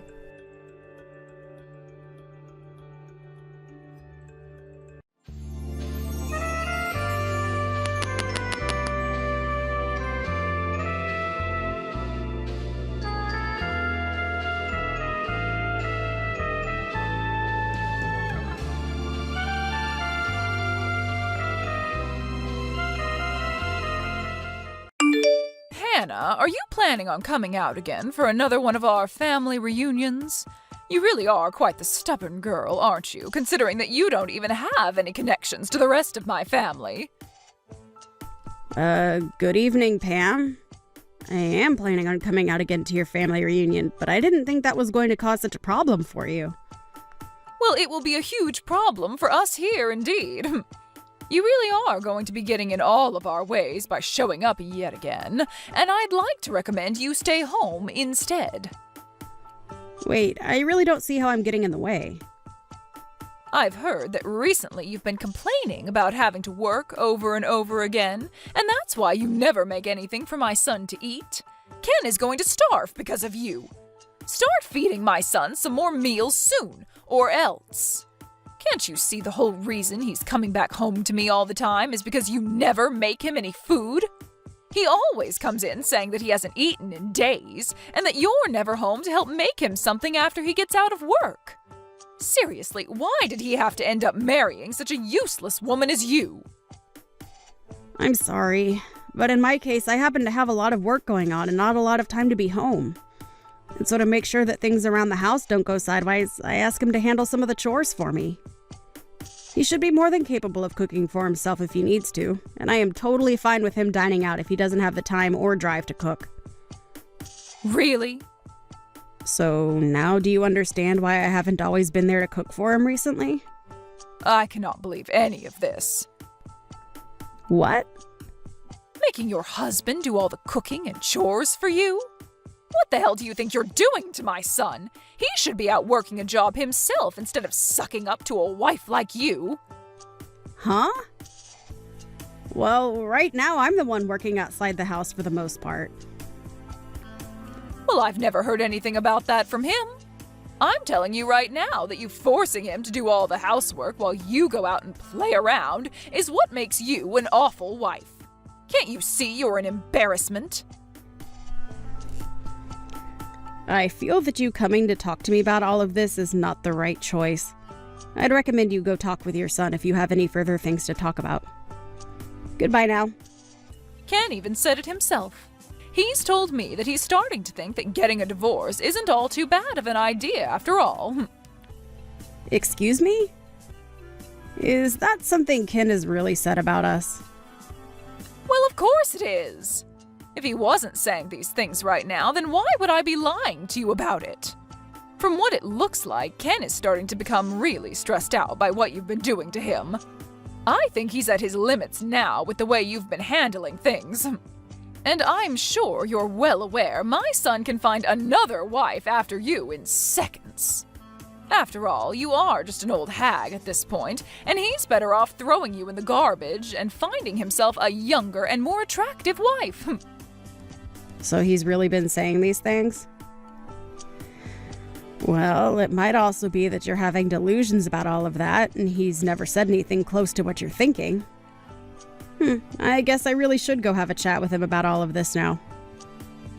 Well, I'm going to ask him later today then what he thinks.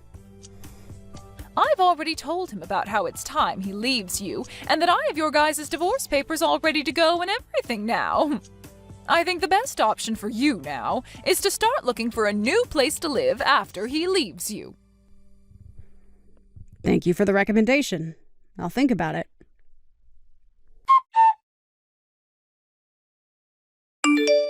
I'm not joking around anymore. Hurry up and come back here right now! Where did you run off to anyway? I felt that I was no longer needed in a place like that, so I went ahead and made my way out. Not only were you making jabs at me before today, but when I arrived to see everyone, you started to pick on me even more. But I guess I'm not all too surprised since you've been acting like that towards me for a while now. And this time I just happened to realize I can't take that crap from you anymore. What's gotten into you? Are you trying to say it's my fault you're leaving now? Well, aren't you being a terrible mother-in-law to me? Excuse me? I was already prepared for you to say some pretty mean things to me today at their reunion. But today you said that everyone would be allowed to eat that Wagyu steak, except for me, who you called a stranger. And then following that, you continued to call me names like a fifth grader would. Well, I'm not going to be your punching bag any longer, Pam. What's so bad about that? I mean, you are a stranger after all, right? How could any of us ever consider calling you a part of our family? And as of right now, you already know that Ken is going to divorce you, and then you really will be a complete stranger, right? I know that very well. And I know that you will go as far as it takes to make sure that I'm aware that you don't see me as part of your family. But today was too much for me. I could no longer sit around letting you act that way towards me. What are you going on about? You're the one that came to our family event uninvited, so can you stop whining about what I said about you? Maybe if you would have just listened to me and never came in the first place, you wouldn't have to be crying like a baby now. Ah, is that so? So you're going to tell me it's my fault now that you made the atmosphere of the reunion go sour? That's right. Who else besides you could have caused all that?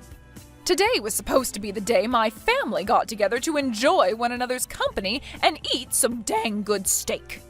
And since you came uninvited, you're only allowed to eat the fat caps.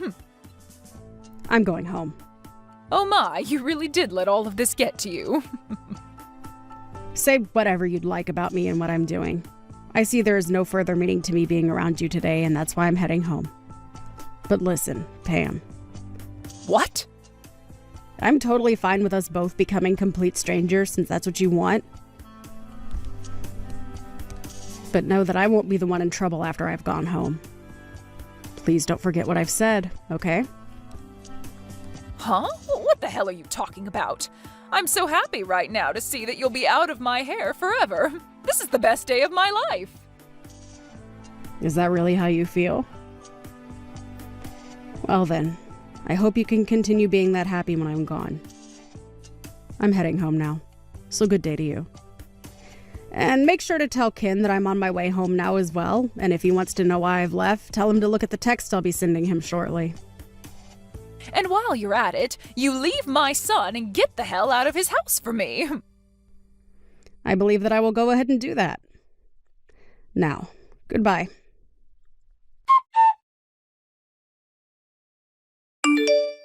Hannah, where are you at right now?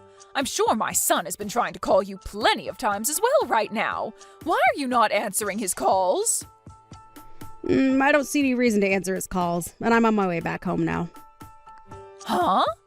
So you were being serious when you said you'd be going back home? I told you a few times that I was heading home, didn't I? That should have meant to you that I was indeed going to head home. And why wouldn't I be heading home after the amount of times you bullied me? You even made it pretty clear to everyone that I was only allowed to have the sides while everyone else got to eat that Wagyu steak. All of that crap from you really got on my nerves and actually made me quite angry. I don't care about what happened to make you leave. Right now, my husband is pissed off at me, and things aren't looking so good anymore.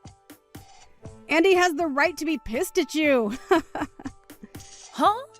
So this all really is because of you and what you planned? I didn't plan anything. You just happened to get on my last nerve and made me angry. I had originally really enjoyed everyone in your family and saw myself as a part of you guys. But today I lost all those feelings and no longer see myself as your daughter-in-law.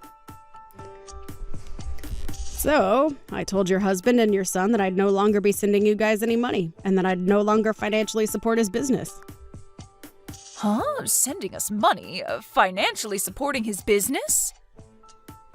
I'm sure you had no idea about any of this going on, but after having heard about this from me, I'm sure your face has turned ghostly white, right? And I'm sure that with your husband being so upset with you now, the reunion is pretty much over, right? It must look like hell there right now with him cussing and flailing his arms around all over the place. It sure is hell here. He's been tearing into me in front of literally everyone in the family. If anything, he's making it look as though I'm the one that did something wrong here. Well, you're not wrong to think that you did, in fact, do something very wrong. It's all because of my husband getting this mad at me that I've been completely embarrassed in front of the whole family. Why is this all happening to me? What the hell is this about you sending us money? And what kind of financial support have you been giving his company? You seem to be the only person that never knew a thing about both those things. Even Ken knew about all of this. Yet he let you act like that towards me for some reason, making me second-guess my relationship to him. What are you talking about, Hannah? Explain all of this to me right now. Did your husband not explain it all to you yet? When your husband's company was going under, I came in with the help of my company to help him back up. Huh? His company was going under? Last year, one of his customers ended up going bankrupt, so his company never received any of the money promised to him by them, and that led to his company going into the red. And it was expected that his company would fall soon after as well because of all that. But thanks to my company and the fact that I bought a lot of shares in his company, he was saved from having to kiss what made his money goodbye. And ever since then, I've been the primary shareholder of his company. What kind of story is that? This is the first time I'm ever hearing of such a thing happening to him. Well, based on how my husband never told you anything, I guess it runs in their genes. And had he explained all of this to you, I'm sure you would have never listened, considering the kind of woman you are. He didn't need you to help him.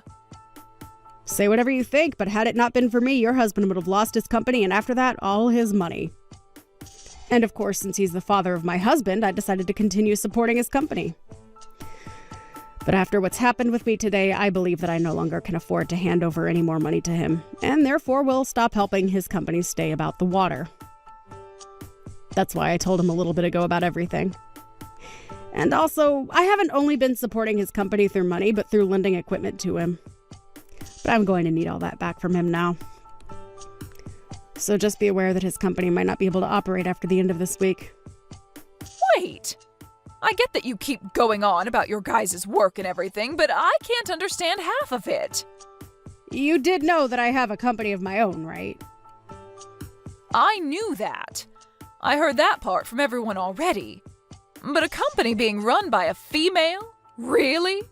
I was sure that you only ran a small little place for fun to get out of doing the chores. Perhaps you were just running one of those online-only businesses or something, right?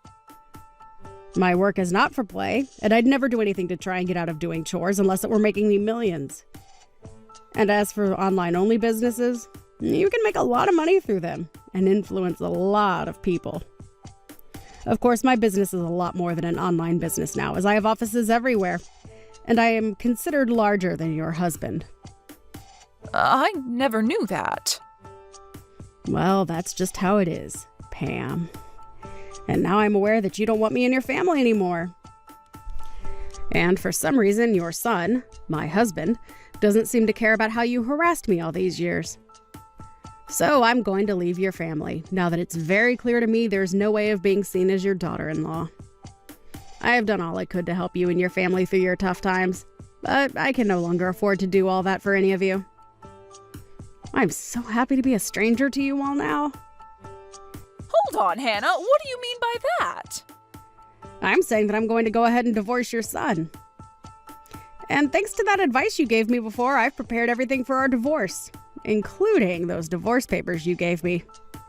So when I get back home, I'm heading right to City Hall with them and handing them in.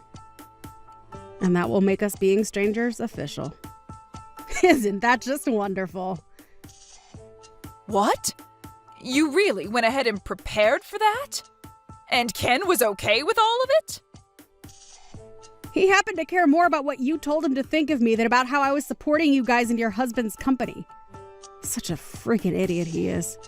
He started to talk down to me because he saw that you were picking on me. And to be honest, I was thinking of leaving him even before you recommended it to me. So thankfully, I was in the same boat as all of you and got all this prepared just in time. But then, what's going to happen with you being the primary shareholder for my husband's company? Huh? Have you not listened to a single thing I've been saying? I'm going to be leaving your son and become a stranger to you all, so I will no longer invest in your husband's company. And I already told that to your husband, hence why he's so upset with you now. What? So you actually want to go through with stopping all that support? Why wouldn't I want to? You made it clear to me that you don't need my money anymore. But hey, thank God we can all be complete strangers now, right? This isn't about you being a stranger to me now. What are we going to do if my husband's company falls back into the red after you pull your money out? He's only going to become even more pissed at me, and the next time I'm sure he'll not go easy on me. I don't give a flying frick about what happens to all of you. Huh? Jesus freaking Christ, are you that selfish about everything? You've been telling me how much you want me to be a stranger, yet now that I'm leaving you and all your family, you're going to start crying that you want me back again. My husband may not have seen it at the time, but the way you guys treated me is now going to really affect your husband. Big time. So don't cry about it to me, because that's all on you. What do you mean it's all on me? I'm your mother-in-law. You think you can just blame me for all of this? I sure do. And I am. And so will your husband. Also, you're not even my mother-in-law anymore. So go screw yourself, please. You asked for me to become a stranger to you, and I answered. But now that I've answered, you might have to find out what to do about your husband's soon-to-fail company. Excuse me? You're a huge jerk for doing something like this to me. But this is all the fruits to your labors, correct? Go apologize to your husband now for all of this. And hope to God that your apologies will be enough to get him to forgive you. What am I going to do, Hannah? All of this could be saved if you just came back here and enjoyed this steak with us, right? You know now that I've never meant for things to go this far, right? My husband is seriously going to kill me over this, so please come back. It's a little bit too late for that, Pam. I'm starting to really feel hungry. So I think I'll go enjoy myself a nice juicy steak on my way home. You can come back here and have one of the steaks we have. You can have mine and I'll eat something else. No, thank you. If I came back there and saw your face, I might lose my appetite. Now you go ahead and take care of all your problems yourself, please. You and I are both strangers now, so you shouldn't be asking me to help with your personal troubles anyway. Don't ever talk to me again, okay? And one final thing. This house is under my name, so go tell Ken that he's got nowhere left to go home to now. Well then, you have a wonderful rest of your evening with a husband that wants to kill you and a son that's too stupid to understand what's happened.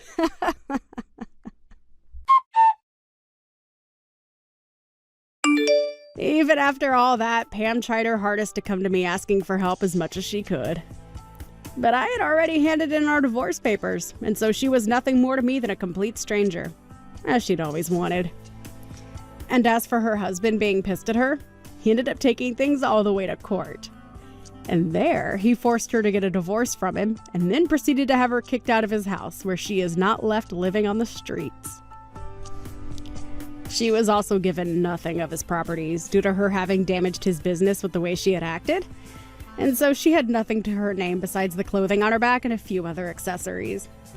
In Ken's case, I threw all his things out of the house, along with all his furniture, and he ran off to go find his mother before the two of them started to live in a rundown apartment together. He did try one or two times, crying on the front porch to come and get me to let him inside, just a few weeks after the divorce. But I was never home when he was there, and only learned about all this from a neighbor of mine who said they called the police on him since he wouldn't shut up. The rest of the family also cut ties to those two, which has left the both of them still wondering what exactly they did wrong to deserve all of this. Pam's now ex-husband ended up having to sell his company soon after I stopped supporting it, and he sold it to no one other than me, so that I could incorporate it into my company. And he told me in the sale that he was sort of thankful for all that happened, as even he was getting fed up with his son and wife always trying to leech off him. I guess I wasn't the only one that got off okay in the end. And it's really great to hear that he could have a faster start to his retirement now that he doesn't have to support that nasty witch Pam.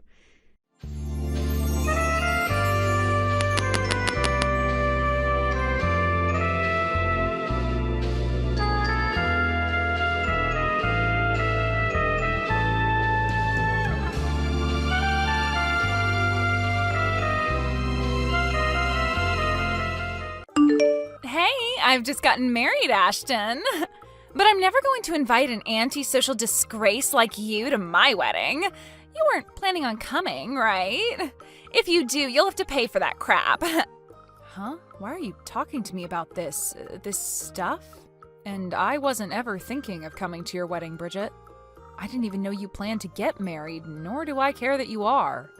So what is this about? Well, I've invited everyone to come to my wedding. Everyone and anyone that was in our class in high school. But when it comes to you, I think I'm going to pass. You're not coming, Miss Antisocial Freak. Well, if you're not inviting me, then why would I come? What kind of misunderstanding do you have yourself in here? What makes you think that I'd do anything to come to your wedding when you and I never got along together in school? Are you thinking that you're some kind of idol or maybe a god that I'd throw everything away for? Well, that'd be right. Everyone loves me after all.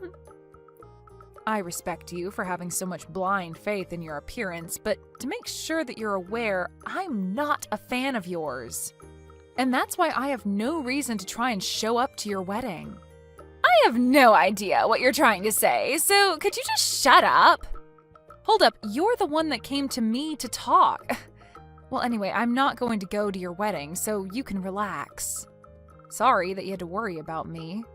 Congrats on the marriage and have a great life.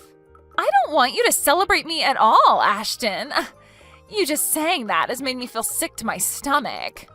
I'm surprised you'd be willing to say that to me after I was considerate of you.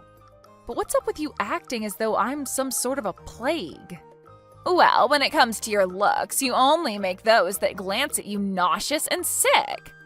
And if something like you showed up at my wedding, everyone would be forced to run, right? I highly doubt anything like that would ever happen, but I'm so thankful that I never ended up looking as disgusting as you do. Because of that, I had all the men I could choose from and found the perfect man for me that I've married. Well, that's nice. Congrats. But don't think that I'm going to start bowing down to you because of your looks. What? Did you just call me cute? I didn't say anything like that. You're so far out of it right now that there's not even a point to this conversation anymore. Either way, I'm not coming to your wedding, so don't worry. A freak like you really wants to come that badly? Are you really that excited to cause everyone there to throw up? Stop that, you're not even listening to me. I'm kind of impressed that you were even able to carry what you thought of me from high school all the way to the present. But your habits of making fun of me have tired me the hell out. We've been away from each other for 15 years now, and yet you're still going on about my looks? Huh? It's been that long then? In my case, I'm forever 18 years old, so I don't care about the time. What the hell is up with you? You are so full of yourself that it's like talking to a mentally ill patient. Compared to me, you're way too positive about everything, and that's so gross. Anyway, for the third time now, I'm not coming to your wedding, so stop worrying. I don't even want to meet you anymore, and even if I do, it'll only be at a class reunion or something. You should be happy now to hear from the freak that she'll no longer talk to you, right? You must have something up your sleeve, you freak. What? No. I'm just trying to get you to stop making a fuss of me and leave. If I have to talk to you any longer than I already have, then it'd be a waste of my day, so I'm going now. Congrats on your marriage and all. Bradley, I'm sorry. I hadn't taken a real good look at the wedding invitation you gave me earlier and only just had the chance to sit down and look. Okay. What are you thinking? Is the woman you're marrying older than you? And a woman that lives in Glendale? That's right. But what exactly are you getting at?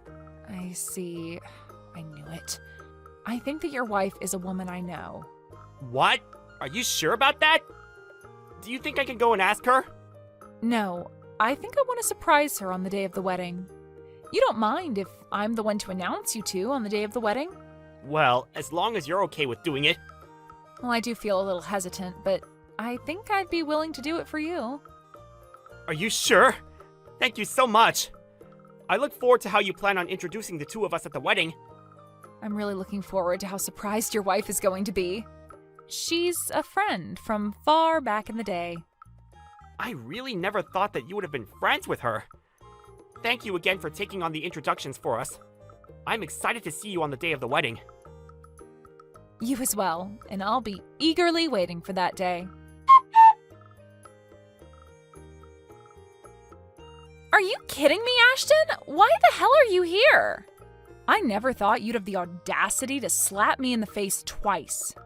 Right now, both of my cheeks are terribly swollen. Well, that's what you get. What were you planning on doing here? I told you that you couldn't come to this wedding, didn't I? Dang it! Are you really willing to kick me out of the wedding now? I know that you and I haven't had the best times back in high school together, but never once did I think you'd be willing to slap me for it. Don't you think it's time you start to learn what it means to take things too far? Well, it's on you for thinking you could just invite yourself into my wedding like that, right? And after all the belittling I did to you, you still chose to come here? What's your reason for that? Does this mean you really have something deep against me? I don't have anything against you, but now you've changed that. Anybody would be pretty upset with someone after having their face slapped twice. Especially when the reason for getting slapped is because the assailant still has no clue what's going on. You say I have no clue? I have every clue what's going on here, and there is no misunderstanding between you and I. I'm upset because a mindless freak walked into my wedding. If I wasn't around to drop you like that, what would you have done? But I'm saying I didn't just walk into your wedding uninvited. Maybe before you start to complain about someone and assault them, you ask and listen to what's going on. No freak is ever allowed to be at my wedding. Especially the antisocial ones like you. So there really is no talking with you anymore. How far are you going to go with this whole misunderstanding, Bridget? Do you really want to be here today to ruin my wedding that badly? That's why I'm saying you pretty much trespassed into here. I told the front to not allow you in, and yet here you are. I can't believe you'd do something so petty. Petty? All right, I've had enough. I'm not letting some freak get away with coming into my wedding uninvited. After having your face slapped twice, are you finally able to understand that? I'm leaving, Bridget. Bye-bye! I'll do just as you've asked and leave, but the only one that'll have to be punished for this is the confused idiot of an idol. Confused idiot of an idol? Are you talking about me? Well, nobody else around here thinks that they're such big stuff and acts like a buffoon. And now that I've seen the worst of you, I am pissed and no longer want to hang around anymore. Have fun in hell, Bridget. Goodbye. Wait, what's going on here? What? Why were you supposed to be the one that introduced us today? They just called your name to come up and it got dead quiet when nobody started to walk up. Well, of course, everybody would be speechless when someone never shows up on stage. Did you never hear about any of this from your husband? Oh, wait, are you serious right now? But the name on here isn't yours. That's because I'm also married. What? Are you? I can just imagine how pale your face has gone now after realizing that I was supposed to introduce you both. Are things not starting to get a bit tense there right now after everyone realized I'm not around anymore? Things are... But I never expected things to turn out this way. Well, you never knew that I'm your husband's CEO and went ahead and slapped me twice really, really hard. That must have gotten a few bad looks, I'm sure. Are you freaking kidding me?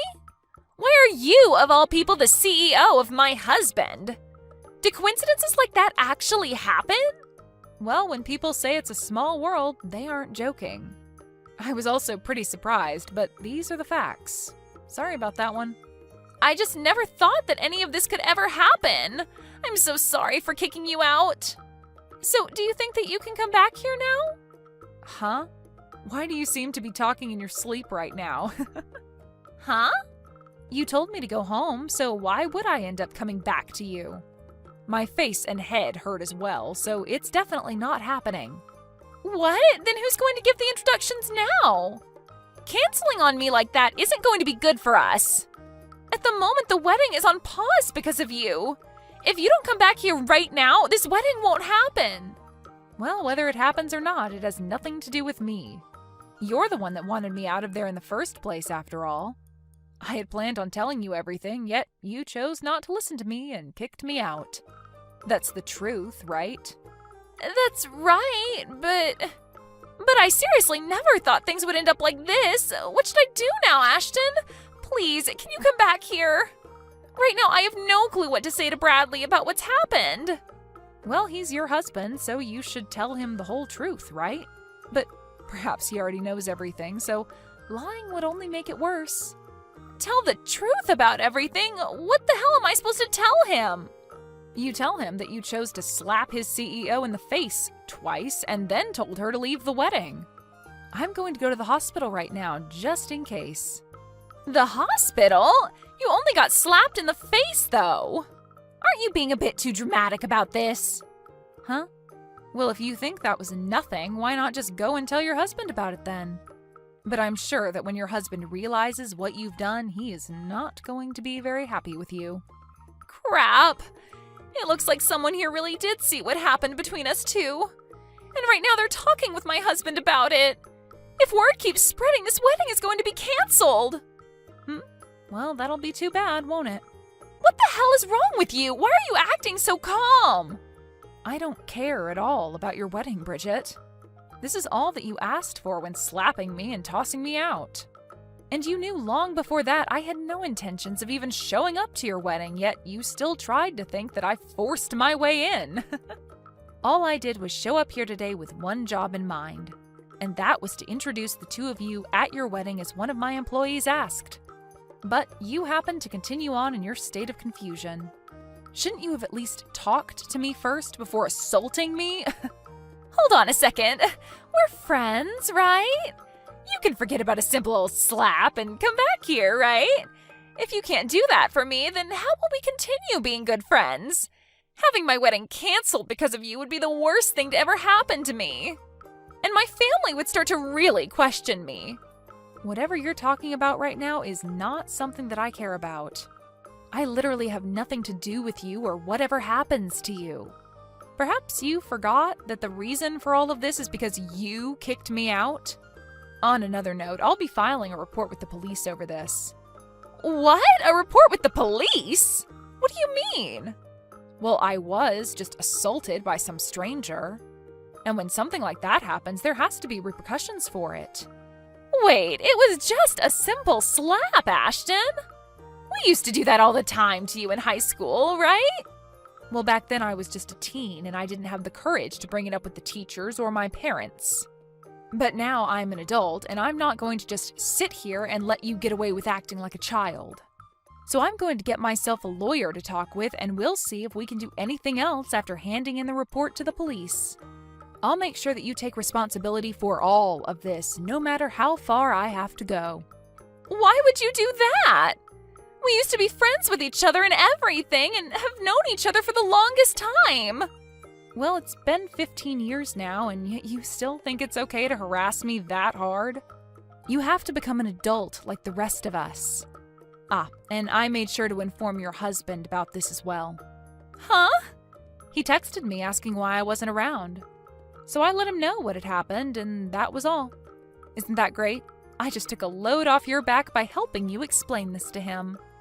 No, that's not good at all. Not one freaking bit. They're saying that the wedding is canceled. What the hell? Why did this have to happen to me?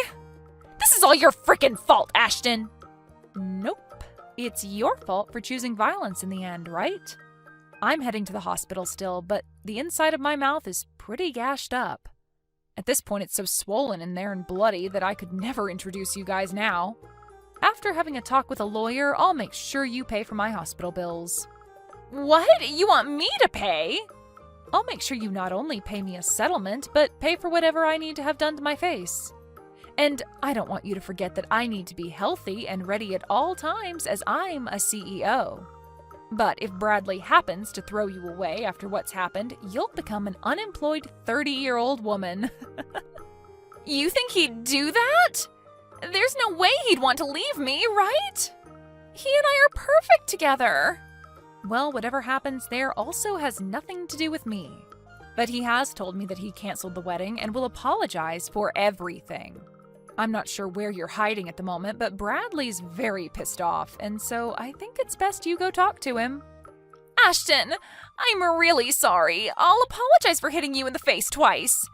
So can you please come and help me in any way? I'm being absolutely serious when I say I never wanted any of this to happen. So please, I made sure to put my all into becoming married to Bradley, and I was finally so happy to make it to my wedding day with him. I see. Well, it sucks that you weren't able to achieve what all you had in mind, but sometimes that happens, right? At least you had half a wedding. That seems like a job well done to me. But if you're at least able to make it out of this with your marriage intact, then you should be more than grateful.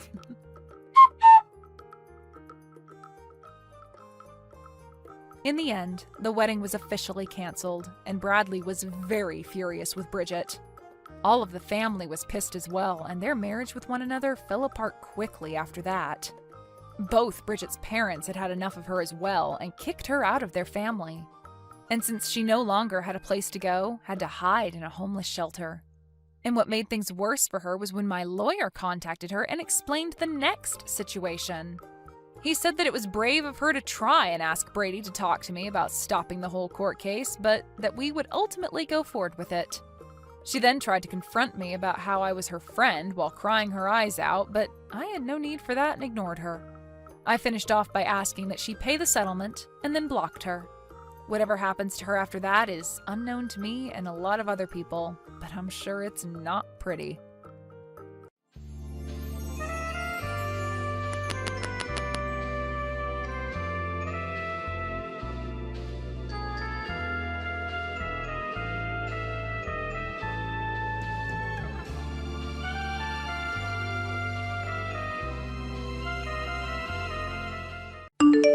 Hey, is it true that Julie's coming to visit us tomorrow? Why didn't you tell me sooner? She called me a few minutes ago, but I told her I didn't know anything. Yeah, she's coming tomorrow. So what, is there a problem? Yeah, there's a problem. Did you forget that you promised to take Mia to the zoo tomorrow? We already bought the tickets and everything. Does this mean that you're going to take Julie instead? Why do I have to take her? You can take her yourself. I'm gonna stay at home with my sister tomorrow. She's my baby sister and she's pregnant. I don't have time to be going to the zoo when she's due to give birth. Don't waste my time with stupid stuff like that. If she's due to give birth, then why don't you go and visit her instead? Why make her come all this way? If she's more important to you than your own daughter, then why don't you be a little bit more considerate about her condition? Huh? What the hell are you talking about? Why should I go to her? She's coming to live with us. Huh? It's better for her and the baby if she gives birth in the suburbs rather than the city. So she's coming to stay with us until she finds a house here, so that she can raise the baby in a better environment. Wait a minute. You never told me anything about that. She's coming to live with us from tomorrow, and you're telling me now? Why do I have to tell you? It's not like I need permission to let my little sister live with us. This is my house, and I'll do what I want with it. I don't need you giving me your opinion. Of course you do. I'm your wife, and I live here too. You can't be serious if you think that you don't have to respect my wishes. You can't just decide things like this without me. We need to decide these things together like a family should. Alright, so what? You're saying that Julie just shouldn't have her baby? That she should have an abortion? You're jealous because Julie's younger and prettier than you, huh? And because everyone likes her and not you. So you want to deny her a place to stay? You should be ashamed of yourself, Hazel. What? When did I even say that? Why would you even think that's how I feel about Julie? You've gone above twisting my words. All I said is that you should have let me know that you were planning on inviting your sister to stay with us and asked me how I feel about it. I think anyone would be angry if their husband or roommate suddenly invited someone to stay with them long term without telling them. No, that's just you. You're being selfish. You're a woman, so you should understand prioritizing pregnant women. Why can't you just be a little more welcoming? I bet that you're the type of woman who complains when nobody gives up your seat in the transport when you're pregnant, but then never gives your own seat up, huh? Where on earth did that come from? Are you seriously trying to lecture me about putting pregnant women first? You're not listening to me at all. If Julie's pregnant, then of course I'm wishing her a safe pregnancy and a happy new life with her baby. But this is completely different. You're talking about letting your sister live with us, but she's pretty much a stranger to me. I haven't spoken to her much, and I've hardly ever met her. Shut up! What's so different about it? You're jealous of her, so you're not happy to welcome her into our home? Fine. I've had enough. There's no point in talking to you about this. You know, this is why my family hates you. None of them like you, if you didn't notice. Maybe if you put a little more effort into being thoughtful and treating other people with a little more care, they'd be happy to accept you into our family. But this is what we get. Oh, look who's talking. You don't care about how I feel about your little sister moving in. And about Mia being sad that you're not going to take her to the zoo. You don't know the first thing about treating other people with care. Anyway, what does it mean that James is going to live with us as well? Of course he is. He's the baby's dad. Why would he come with her? All right. Have you met him before? I've never met him, but if Julie's decided to be with him, then that must mean he's a great guy. I trust her judgment completely. There's nothing to be worried about. We're lucky to be able to live with the both of them. You should be happy with my decision, too. I haven't heard many good things about him from your parents, though. Are you really sure about letting him live with us? I get that you want to help your sister, but he's a complete stranger. You've got to think about this. Do you really have to complain about every little thing I do? Why can't you just keep quiet and do as I say? Whatever. If you're not gonna accept that Julie and her husband are coming to live with us, then maybe you're the one who should leave. What? You're kidding, right? No, I'm not. Take Mia and get out of my house. That way you don't have to live with Julie and her husband. That's what you want, right? Go live somewhere else where you can do whatever you like, and I'll do what I like here. I don't want a jealous woman like you around bothering my little sister when she's trying to have a baby anyway. Oh, wow. You're actually being serious. Yeah, of course I am. I'm Julie's big brother. She's due to have a baby in a few weeks and she needs me. It's my job to be there for her when she needs me. No matter what, even if my own wife starts being self-centered and childish, I'm going to be there for my baby sister. You and Mia don't need me like my sister does, so you'll be fine by yourself, so get out! Get out for Julie's sake! Is that all you've got to say to me? Yeah, get out and live on the streets for all I care. Get out before you spread your germs to my precious little sister. You don't belong here anymore.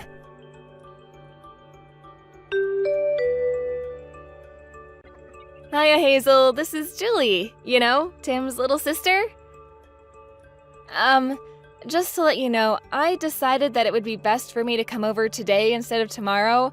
Like, tomorrow's gonna be so hot, so I'll see you tonight, okay? Great. What? You're coming over tonight? Yeah, we got on an earlier train because we found a cheaper ticket, and so, we got to the train station much faster. I'm totally tired out. So I was thinking, maybe you could prepare dinner for me and James. Oh, and make sure it's something really delicious. We'll be there in half an hour, so it would be great if dinner was ready as soon as we got in. No pressure or anything, just I'm really hungry, and you don't want to upset me. I'm pregnant, you know. I'm, so emotional. You're gonna be here in half an hour? That's gonna be a little difficult, Julie. You should have warned me. Fine. Then I'll have a bath first and then dinner after. Simple. Do you get it? You can cook something up while I'm having some me time. No, I've warned ya. Happy, miss, you should have warned me. Ugh, you're just so annoying. I'm hungry, so I'm not gonna wait any longer for you to get moving and work on dinner for me and James, okay? Okay. Hang on a minute. Can you listen to what I'm saying for once instead of deciding things on your own? I'm having dinner with Mia right now, and if you want a decent meal, I'm gonna have to go out and buy more ingredients. That's going to take a lot longer than you think. Are you serious? Don't you have anything? Oh my god, how useless can you get? Ugh. I wasn't expecting anyone, so I don't have anything right now. If you really want me to make something while you're in the bath, why don't you just buy some stuff from the supermarket on your way here? That way, you can choose what I make for you too, without me having to guess what you might want. Ugh, as if. You're gonna make me go and buy stuff for you? Don't you know that I'm pregnant? Why would you say something like that to me? You're like so horrible. You mean buy stuff for yourself? I'm just asking you to buy the ingredients for the dinner you want me to make for you. I think that's only fair, especially since I didn't know you were coming to live with us until a few hours ago. Besides, you're coming with your husband, aren't you? You're not alone, so I can't imagine why it would be so hard to drop by the supermarket. It's not out of your way. Oh, wow. Now you're gonna try to use my husband as your slave. Oh my god, you're so much ruder than I thought you would be. I mean, I thought you would be happy that we were coming to live with you, but now? I've like seen your true colors. I can't believe you're this arrogant. Ugh. I am so not surprised that everyone hates you. Like, really hates you. You don't know how much our family hates you. They never wanted Tim to marry you, you know. Now I know why. You're calling me arrogant? You and your brother are so alike. You don't realize when the things you say come bouncing back to you. Fine. Then how about I make something stir-fried? It's the quickest thing I can make with the stuff I've got in the fridge. Really? You're gonna make something stir-fried? Yeah, it's quick, but it's like so poor. I want something healthy. I'm pregnant, you know? I need something good for this baby, not cheap. I'm coming all this way to stay with you guys, so why don't you get sushi or something? It's so much healthier and doesn't have as many calories too. I mean, I get that some people might not like sushi, but you should take care of your weight too. Like, you shouldn't just let go when you get married, right? Alright, then will you be satisfied if I order some sushi? I'll phone a place I know, so do you have anything in particular that you want? Oh my god, sushi was just an example. You don't actually have to order sushi. Seriously, can't you, like, think for yourself? I thought you were a little smarter than that, Hazel. Oh, I know.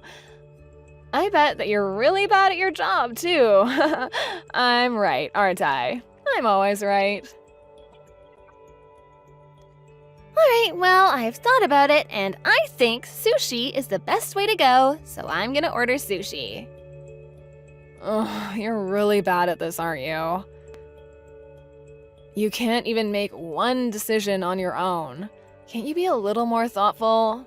Just to warn you, James is really picky about his sushi, like, down to the last grain of rice picky. We only eat brown rice, and it's gotta have avocado and no cream cheese. If there's anything wrong with the sushi, James is gonna be like super mad. Like, totally out of his mind mad. You don't want to deal with James when he's angry, so I really suggest you take care not to annoy him. Especially since you're already annoying me, which is like, but I'm an angel. Is that so? Is that all you have to say? Ugh, you're so boring. Anyway, we'll be there soon, so have something ready for us, Kay? Oh, yeah, and don't forget to get the bath ready for me. I don't want it to soak in a dirty bath after you've used it, so make sure you give it a good clean. Like, a really good clean.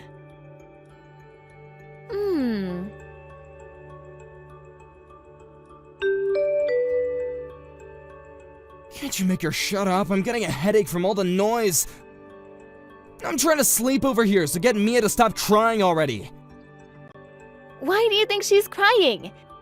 She's upset that you're not going to take her to the zoo tomorrow, even though you promised you would take her out. It's the first time you've promised to have a full day with her, and she was really looking forward to it, so of course she'd start crying. Besides, I was the one that had to tell her because she was asking if Julie was going to come with us.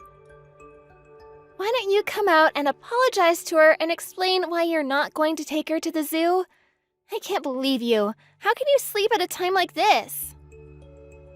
Why should I care? I'm staying home with my little sister tomorrow, so you take her to the zoo instead. I don't get why I have to take her when you have time to take her yourself. Because she wants to spend some time with you. She wants to have a fun day out with her daddy. If you don't understand that, then I'll leave, just like you told me to, and never come back. I'm going to give Mia the happiness she deserves. She doesn't deserve to be disappointed by you like this. What? Are you actually being serious? You're gonna leave? Yeah, I'm being serious.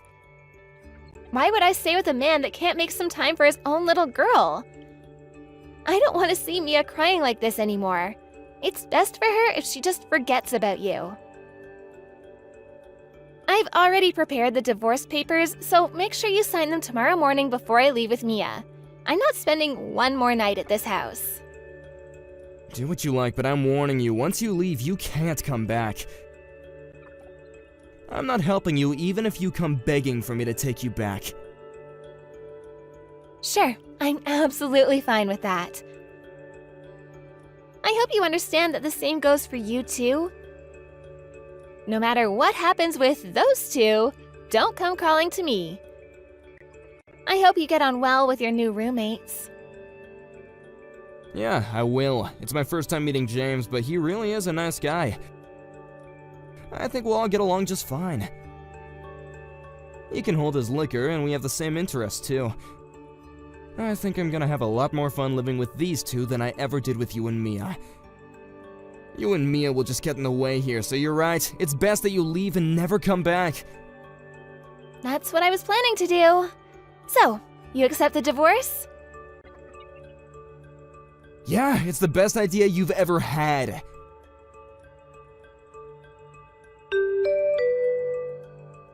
Hey, Hazel, you can come back now. Excuse me? You've had plenty of time to reflect on what you did, so I'll let you come back if you apologize to me and my sister. I'm sorry, what? What do I have to apologize for? You really think I'm coming back? That's hilarious.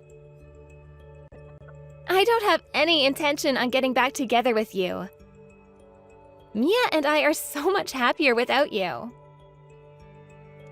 What? But you were the one who was asking me if I was being serious when I told you to leave.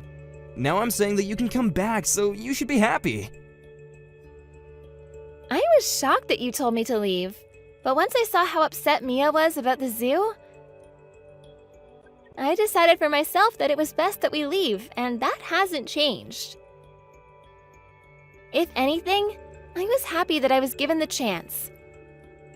I feel so much better now that we're away from you, and Mia no longer has to get her heart broken by you. And it's the best thing I ever did. I managed to get away from a self-centered ass like you and away from that childish, selfish bully of a little sister. I still don't even know what kind of person that James guy is, but I could sense that he was troubled the second he walked through our door. It was the right choice for me to separate you and those two from Mia. I don't know what might have happened to her if we stayed with you. Hey, you don't want to go that far. Don't insult me just because you found an apartment out of state and think you're safe.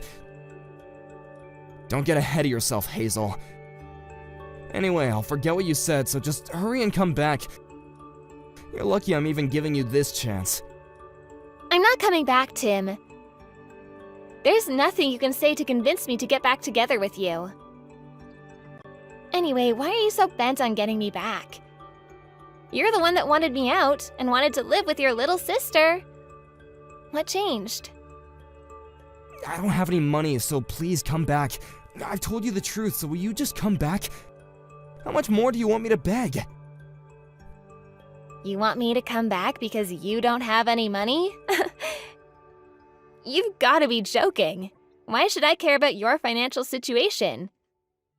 We're not married anymore. Deal with it yourself. It's not my fault. Julie and James were supposed to pitch in with the bills and stuff. That's what we decided when they moved in. But it's just that, well, James wasn't so happy with that idea. Huh, I knew it. Do you remember me asking you if you had met him before you offered to let him live with us? But you said that you trusted Julie's judgment, remember? I knew that he wasn't the type to go out and work for himself. He's much too arrogant and too aggressive to be able to cooperate in a work environment. I know I was stupid. I wanted to hit myself for not realizing what kind of guy he was sooner. I really do regret letting him stay with us. But that's why I'm asking you for help. Why can't you understand that? So, what kind of person did he turn out to be? In the beginning, he was a great guy. Friendly, generous. He was kind of rough and, brutish. But he didn't seem like a bad guy. He was growing on me.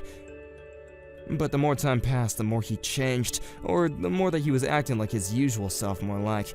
He was talking down to me a lot and spending most of his time sleeping around the house. I was kind of getting really scared of him. Oh, really? But that was still, I could overlook that. It's just recently he's been bringing his friends around without telling me. It's some really big, strong-looking guys. I met some of them when I came home from work the other day, and I found out that he's part of a gang. They've been coming and going whenever they want because James gave them a spare key to the house. He made the keys without even asking me. The house has become their base of operations or something. There's always someone here. He's part of a gang? Well, I'm not surprised. Listen to me, Hazel. I tried to get away in the middle of the night. I planned it and everything. I worked out what times that James would definitely be sleeping, but he found me. I was so scared that he might do something to me, but he told me that I had to fund their activities if I wanted to be forgiven. They're watching me day and night so that I can't escape. I don't know what to do. I don't have the kind of money that they're asking for. How's Julie doing? Does she know what's happening? She's working with them! She's threatening me for money too! They were planning on doing this all along. She told me that the only reason she wanted to live with me was because she needed money. They've taken over the house. You've got to help me. I can't handle living with this anymore. I don't have any obligation to help you. Especially not after what I've had to suffer with you. I don't have any intention of giving you any money just so you can hand it over to Julie and her husband. You've got to do something about it by yourself. You were saying that you would do anything for your precious little sister, remember? That's why you told us to get out. So, why don't you go ahead and do that? Well, yeah, I said that, but I didn't know what she was up to. I wouldn't have said that if I knew that she was gonna try and use me for money. Why should I care? We're strangers now. I don't have to help you. You're the one that told me not to come begging for help once I left. I have to prioritize Mia and her happiness, so I'm not going to help you when it's obvious that they're just going to keep asking you for money. I don't want you calling me anymore, do you understand? You don't have any right to bother me. Hey, wait a second, just hear me out! Please, you've gotta lend me some money, just a couple $100. No way! Use your own money, or find a way to earn more. Julie's pregnant. Can you really ignore us when we're in trouble? How heartless can you be? It's not the baby's fault that Julie and James can't earn any money for themselves. Don't you feel sorry for the baby? It's gonna be born into a house that's been taken over by some gang. I'm only staying so I can help the baby. It doesn't deserve to live like this. Only we can help the baby, so lend me some money, Hazel. How do you plan on saving a baby that doesn't even exist? What are you talking about? Of course it exists. It's gonna be born soon. It's gonna need me to save it. But Julie's not pregnant, is she? What? I knew from the beginning. You must have thought that you had me deceived, but I knew. A few days before she moved to our place, I saw her. I happened to see her in town when I was shopping, and she was not pregnant. She didn't have a baby bump. But that same week, you told me that she was due to have a baby in a few weeks. It sounded fishy, and I thought you were being ridiculous on purpose. You mean you couldn't see her baby bump because she was wearing baggy clothing, right? No, I mean, she didn't have a bump. The clothes she was wearing showed that she had a very slender waist. It was just a few days before she came to our house, so she should have had a pretty major bump, but she didn't. Besides, no matter how baggy the clothes are, you can't completely hide a bump when you move around. And I don't know if you've forgotten, but I've been pregnant before. When she came to our house, she had a cushion or something stuffed down her shirt. It was so obvious that it wasn't a real baby bump. I guess she doesn't understand yet that babies are actually pretty heavy when they're in your stomach. I knew that they were up to no good when they came, and I knew that you were cooperating with them to get me and Mia out of the house. I can't believe you. You actually knew? Yeah, that's what we were planning in the beginning. I thought up a way to get you to leave with Julie and James, and we were gonna work together. We were gonna start a company together from this house. I thought that we were all going to make an effort to earn money to start that company, but everything changed. That's how they convinced you to let them live with you? It's hilarious that you managed to get tricked by that. After you left, they completely changed. They started spending more time in the house with their friends while I went to work to earn money. Then they started asking me for money and they didn't put any money into the house. I've been surrounded by gang members, people that I don't know for the past few weeks. They're always watching me, making sure that I go back home and go to work. They've taken over my bank account. But that's all your own fault.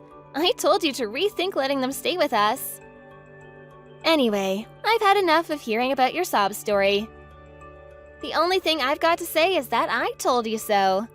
Goodbye, Tim! What? Wait a minute, you can't be serious!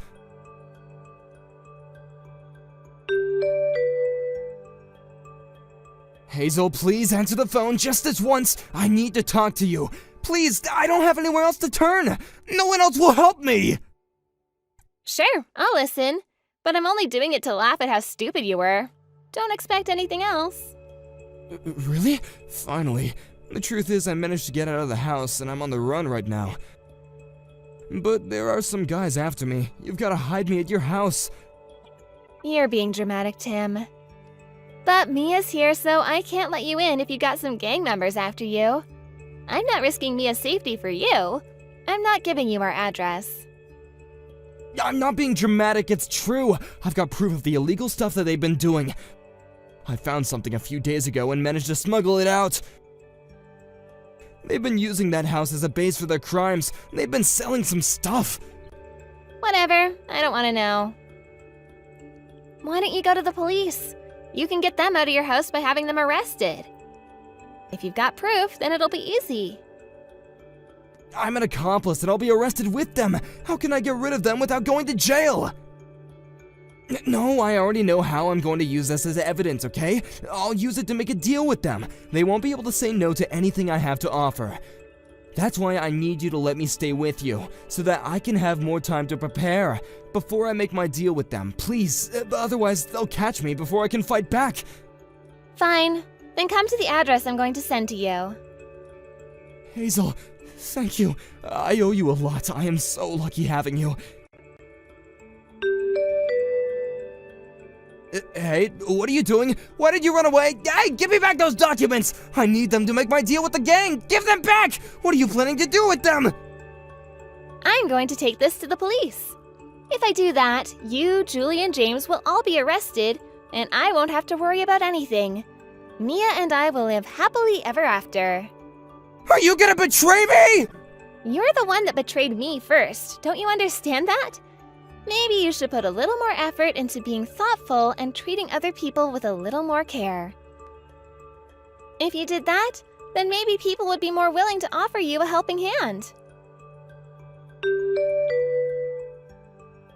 After that, I took the documents I had stolen from Tim to the police and helped them with their investigation. The documents provided the police with evidence that the gang Julie and James were involved with were linked to all sorts of fraud and cons that had been committed in the area. Julie, James, and Tim, as well as a few dozen other gang members, were all arrested in the days following. Everyone, excluding Tim, had been charged with other offenses, so they were all dealt jail sentences almost immediately. Tim was given a suspended sentence of a couple of years, but ended up going to prison anyway. As for me, I regained the rights to the house I had been forced out of and decided to renovate it before putting it on the market. Once Tim was out of prison, he didn't have any money or a place to stay. He couldn't return to the old lifestyle he used to enjoy and had to work day and night to return the money he owed. But he soon lost hope in working like an honest person and started gambling, betting the little money he had on making a fortune. He ended up addicted and began to commit crimes to fund his gambling. I don't know exactly what for, but I hear that he's back in jail. Mia and I are living peacefully in a new home in a new neighborhood using the money I got from selling the old house. I've learned an important lesson about choosing wisely when I pick who to be friends with and who to spend the rest of my life with. And I hope that I can continue to protect and raise Mia into a good person and teach her how to choose honest, trustworthy people as her friends as well.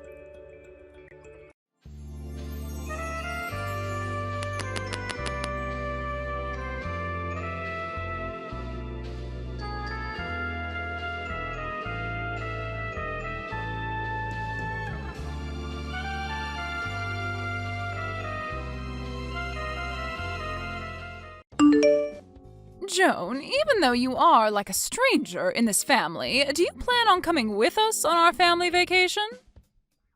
What's that? Good evening, Doris. Could you tell me what you're talking about right now? I'm talking to you about exactly what I've said to you.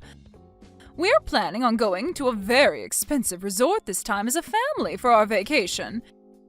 And when I say family, I mean myself, my husband, and our 2 kids will be going on vacation to that resort. However, for some reason, I've heard that even though you're a stranger to us, you plan on joining in our fun as well. Why are you saying that like you don't even know who I am? I've been married to Scott for almost 3 years now, right? And if I remember correctly, I've gone on your guys' family vacation with you all every year before this. And as I remember, every single time I had some sort of complaint about you being with us. I was always thinking to myself, why is there a stranger coming along with us on our family vacations? And would even go telling Scott that. And I know that every time you talk to him about that and complain about me, I'd give you the exact same reason. Remember that I've always been the one made the driver in the end that takes you guys out to wherever we plan to go on vacation as well? I feel that a thank you would suffice after all that I've done on those vacations. What are you talking about, a thank you? We've been the ones allowing you to come with us on every trip when it's supposed to be a trip meant only for the family to enjoy. So instead of me being thankful, I believe it should be you thanking every one of us. Well, even if you think that to be the case, Scott has always been the one to invite me on the trips with you all. So if you don't want me coming on the family vacations with you all, then go tell Scott that and see what he thinks. Did I ever say that I don't want you coming on our family vacations? I'm just trying to make it clear to you that joining us when you're nothing more than a stranger is pretty odd to me. That sounds like the same thing to me, Doris. All you've said so far to me have been things about me being a stranger and that I shouldn't join you guys. I am the one being invited on these trips by your son, so please go talk with him about having me join you all or not, please.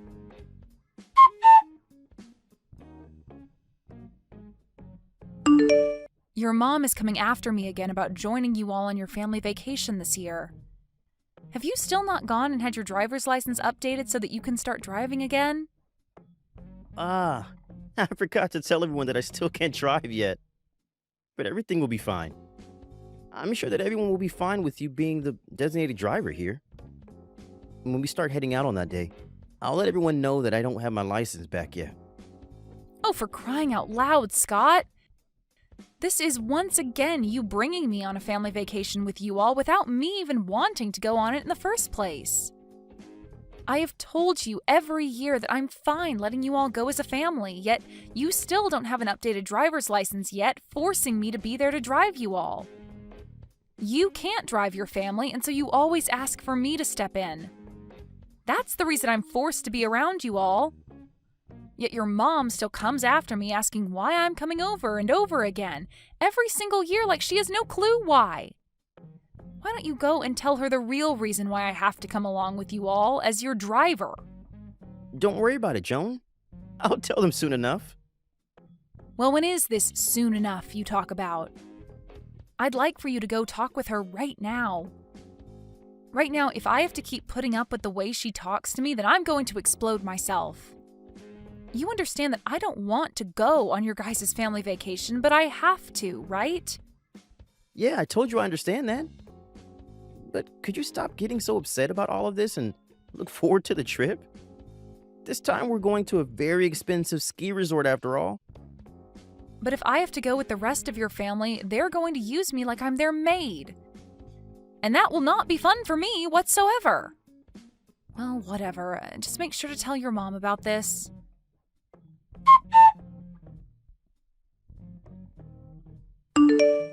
Doris? Where have you all gone off to with the car? The signal out here is really bad right now, so I couldn't hear what you said to me over the phone.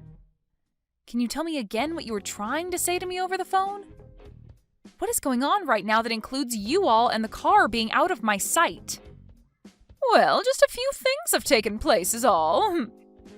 But the main thing is, we've left you there while we run off and enjoy our vacation without you. What? You've left me here? I thought that would be a great spot for you while on our way out to the ski resort. I've been thinking for the past few weeks that the perfect way to get rid of you would be by leaving you in the mountains as we went on our way. What the heck are you talking about, Doris? Can you stop with these needless jokes? Where have you guys taken and hidden the car? I told you that we went on our way without you. You guys actually took off without me? Are you actually being serious right now that the rest of you took off in that car without me? And now that we've gotten to this point, I just want to say that I only reserved a room for 4 of us at the resort. What? So there's no way the rest of us could bring you along to the resort because there will be no place for you there. Thank you for driving us to the resort for the past 3 hours. But you are a stranger to all of us, so we have to get rid of you before we get to the resort. We only have another 20 minutes or so to the place, so the rest of us can drive that length without your help. Wait, how the heck are you guys driving, though? And did you just say that you didn't reserve a spot for me at that resort on purpose? That right there is one of the worst cases of bullying I've ever seen from someone. Say whatever you'd like, Joan. But I do not have the heart to reserve a spot for you at this high-class resort when I barely even know you. All you are to my family is a driver, and I'm not going to be the one paying for you to stay with us at the resort. I'll be driving the last leg of this trip without you, so you're free to walk back home through the mountains and in the cold. Well, I wish you the best of luck, then. And good luck to you walking out of these mountains in the freezing cold. Can you tell me who it was that drove the car off without me in the first place? Huh? I already told you that I'm the one driving. What? But Doris, you don't have a driver's license, right? And who cares about that? Me not having a license or not to drive out here doesn't matter. Well, the whole reason I had been driving you all out every year is because nobody in your family has a driver's license. Anyway, I hope you make it out of that really scary drive to that place. Just remember that if anything were to happen to you guys in that car, you'll be the one responsible for all of it.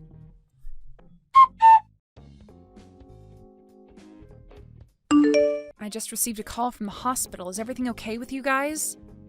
Well, I can tell by receiving a call from the hospital about you guys that things aren't okay, but that's not what I care about. I just want to see what you think now after the accident. Joan? You received a call from the hospital? They had called me as I was the one written down on someone's emergency contact information. But I have no real plans of coming all the way back out there to see you guys. Really, I just wanted to tell you that I will not be coming out there to help you guys. Now, goodbye. Huh? What are you talking about? Tell me right now before you stop talking to me. Did the hospital not give you a rundown of everything that's happened during and after the accident? Oh, they sure did give me the rundown of your guys' situation. You got into a car accident. That sucks. But you were the ones in the accident and not me, so... In other words, that accident and all of you guys have nothing to do with me now. So goodbye. I'll make sure to grab all my things from the house before I leave for good, so don't worry about any of that now. Huh? What do you mean you're grabbing all your things from the house and leaving for good? And wait, why are you at the house right now?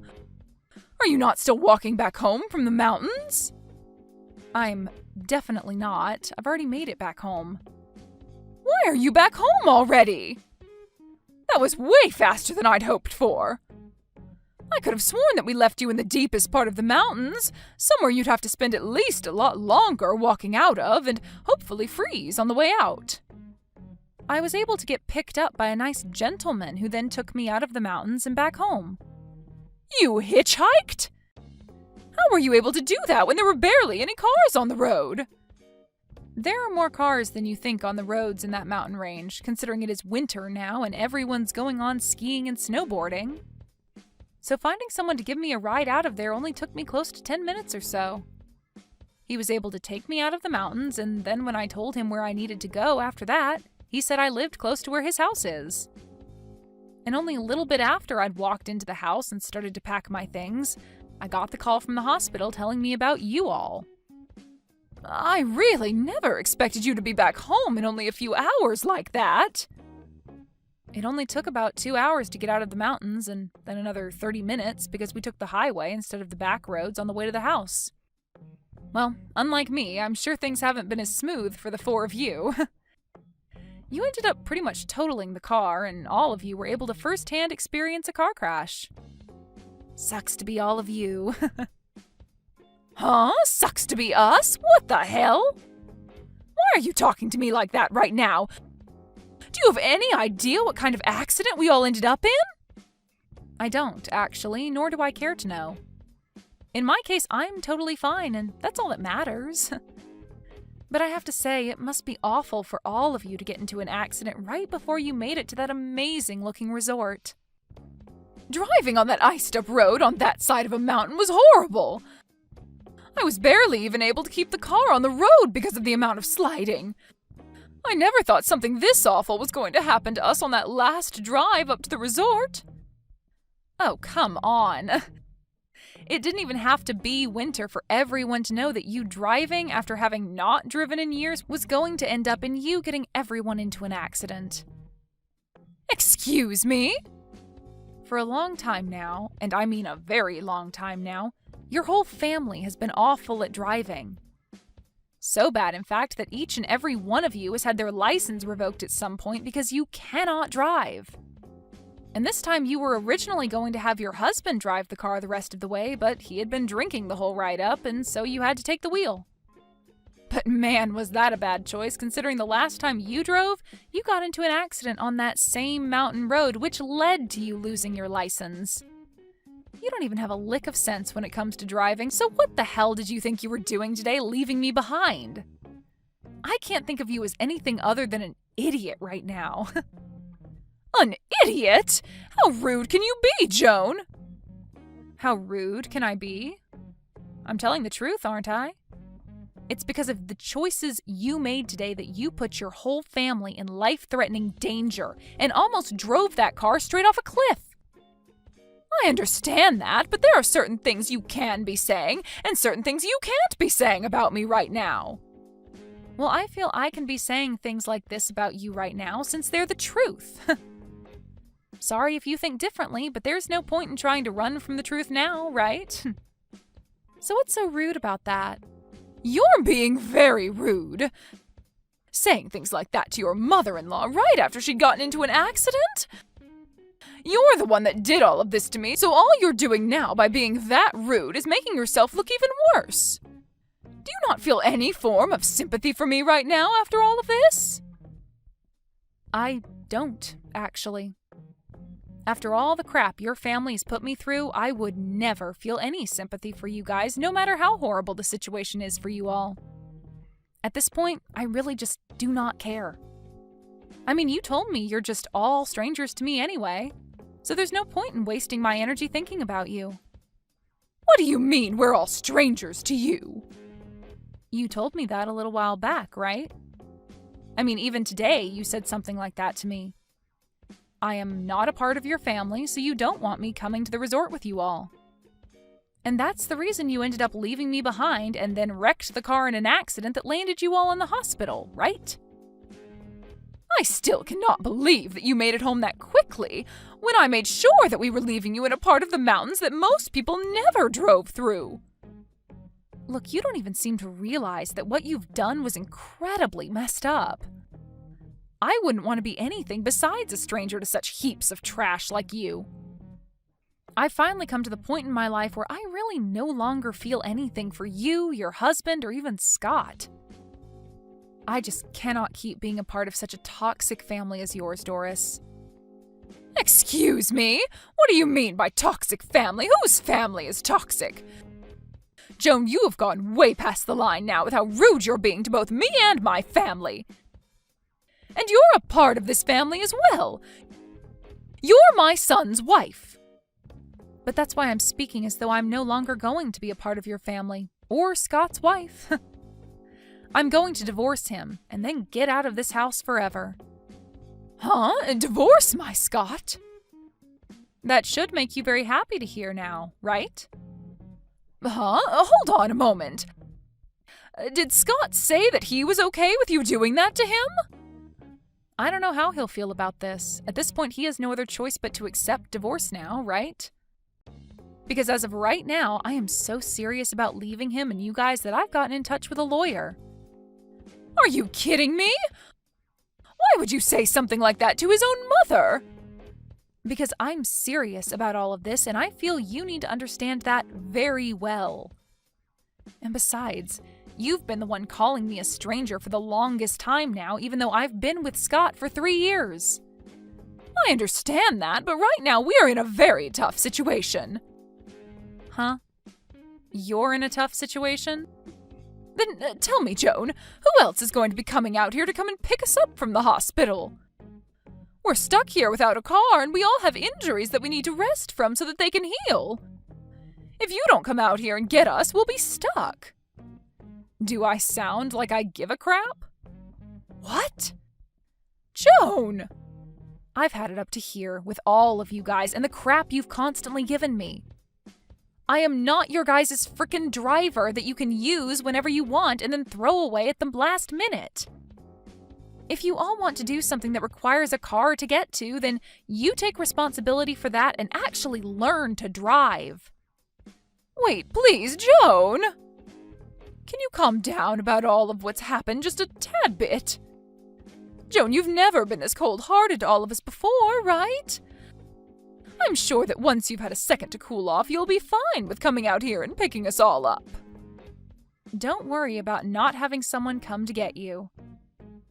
Because even if I don't plan on being there to take you home, the police will be.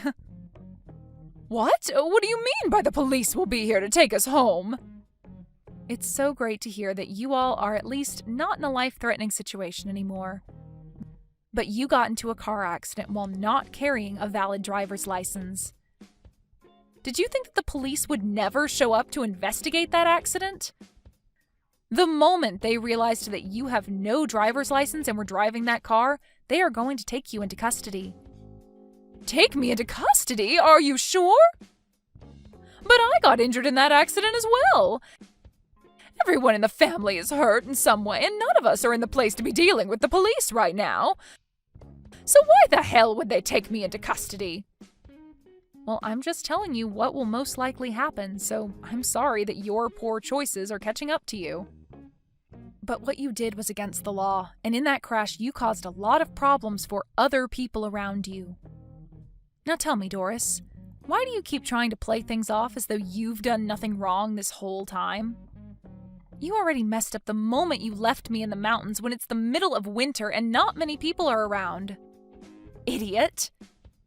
And with that one extremely stupid choice, you tied the knot to the noose that's been around your neck this whole time. Stinking idiot! Joan, I am really in a tough spot right now, and so is the rest of the family. Don't you think you're taking things a bit too far now by laughing at me with no sympathy to what's happened?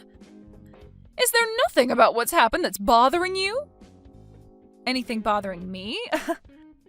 There's nothing about what's happened with you all that bothers me now. All you are to me now is a couple of strangers that are so rotten that you left me in the mountains in the freezing cold, after telling me you didn't even reserve a spot for me at the resort. And soon I'll be divorced from Scott and we'll be able to cut ties to you all for good. I'm sure when Scott finds out about the divorce, he'll be in just as big of trouble as you're in right now. But he has his family, so please be there to support him after I leave. What do you mean Scott will be in trouble? Why do you keep talking about how we'll be in trouble? Well, Scott used to work a job as a truck driver, right? Did you think that he'd be able to continue his job as a truck driver after losing his license, though? Huh? Then Scott, what's he been doing now? Well, for the past few months, he's been playing video games all day without ever moving from the couch. Then that means he's not making any money right now. Well, if you think about it, not having a job would stop you from making any money, right? I have to say that all of this happened at the perfect time for me. I'd been thinking of leaving him for at least a year now. So now you can all work together as a family to find a way out of your guys' troubles. Joan, wait, please! Right now, my own daughter isn't working a job either, and she's not even looking for one currently. Who is going to be the one to pay for my husband and I from now on? Who's going to be the one to pay for the wrecked car and all of our hospital bills now? Don't be so crazy, Doris. I hope you didn't start to think that you could ask me to pay for all you guys now. You all are complete strangers to me. And that's exactly what you'd been wishing for. Now the four of you do your best to make it out of that terrible situation in any way you possibly can. Goodbye forever, you old scummy hag.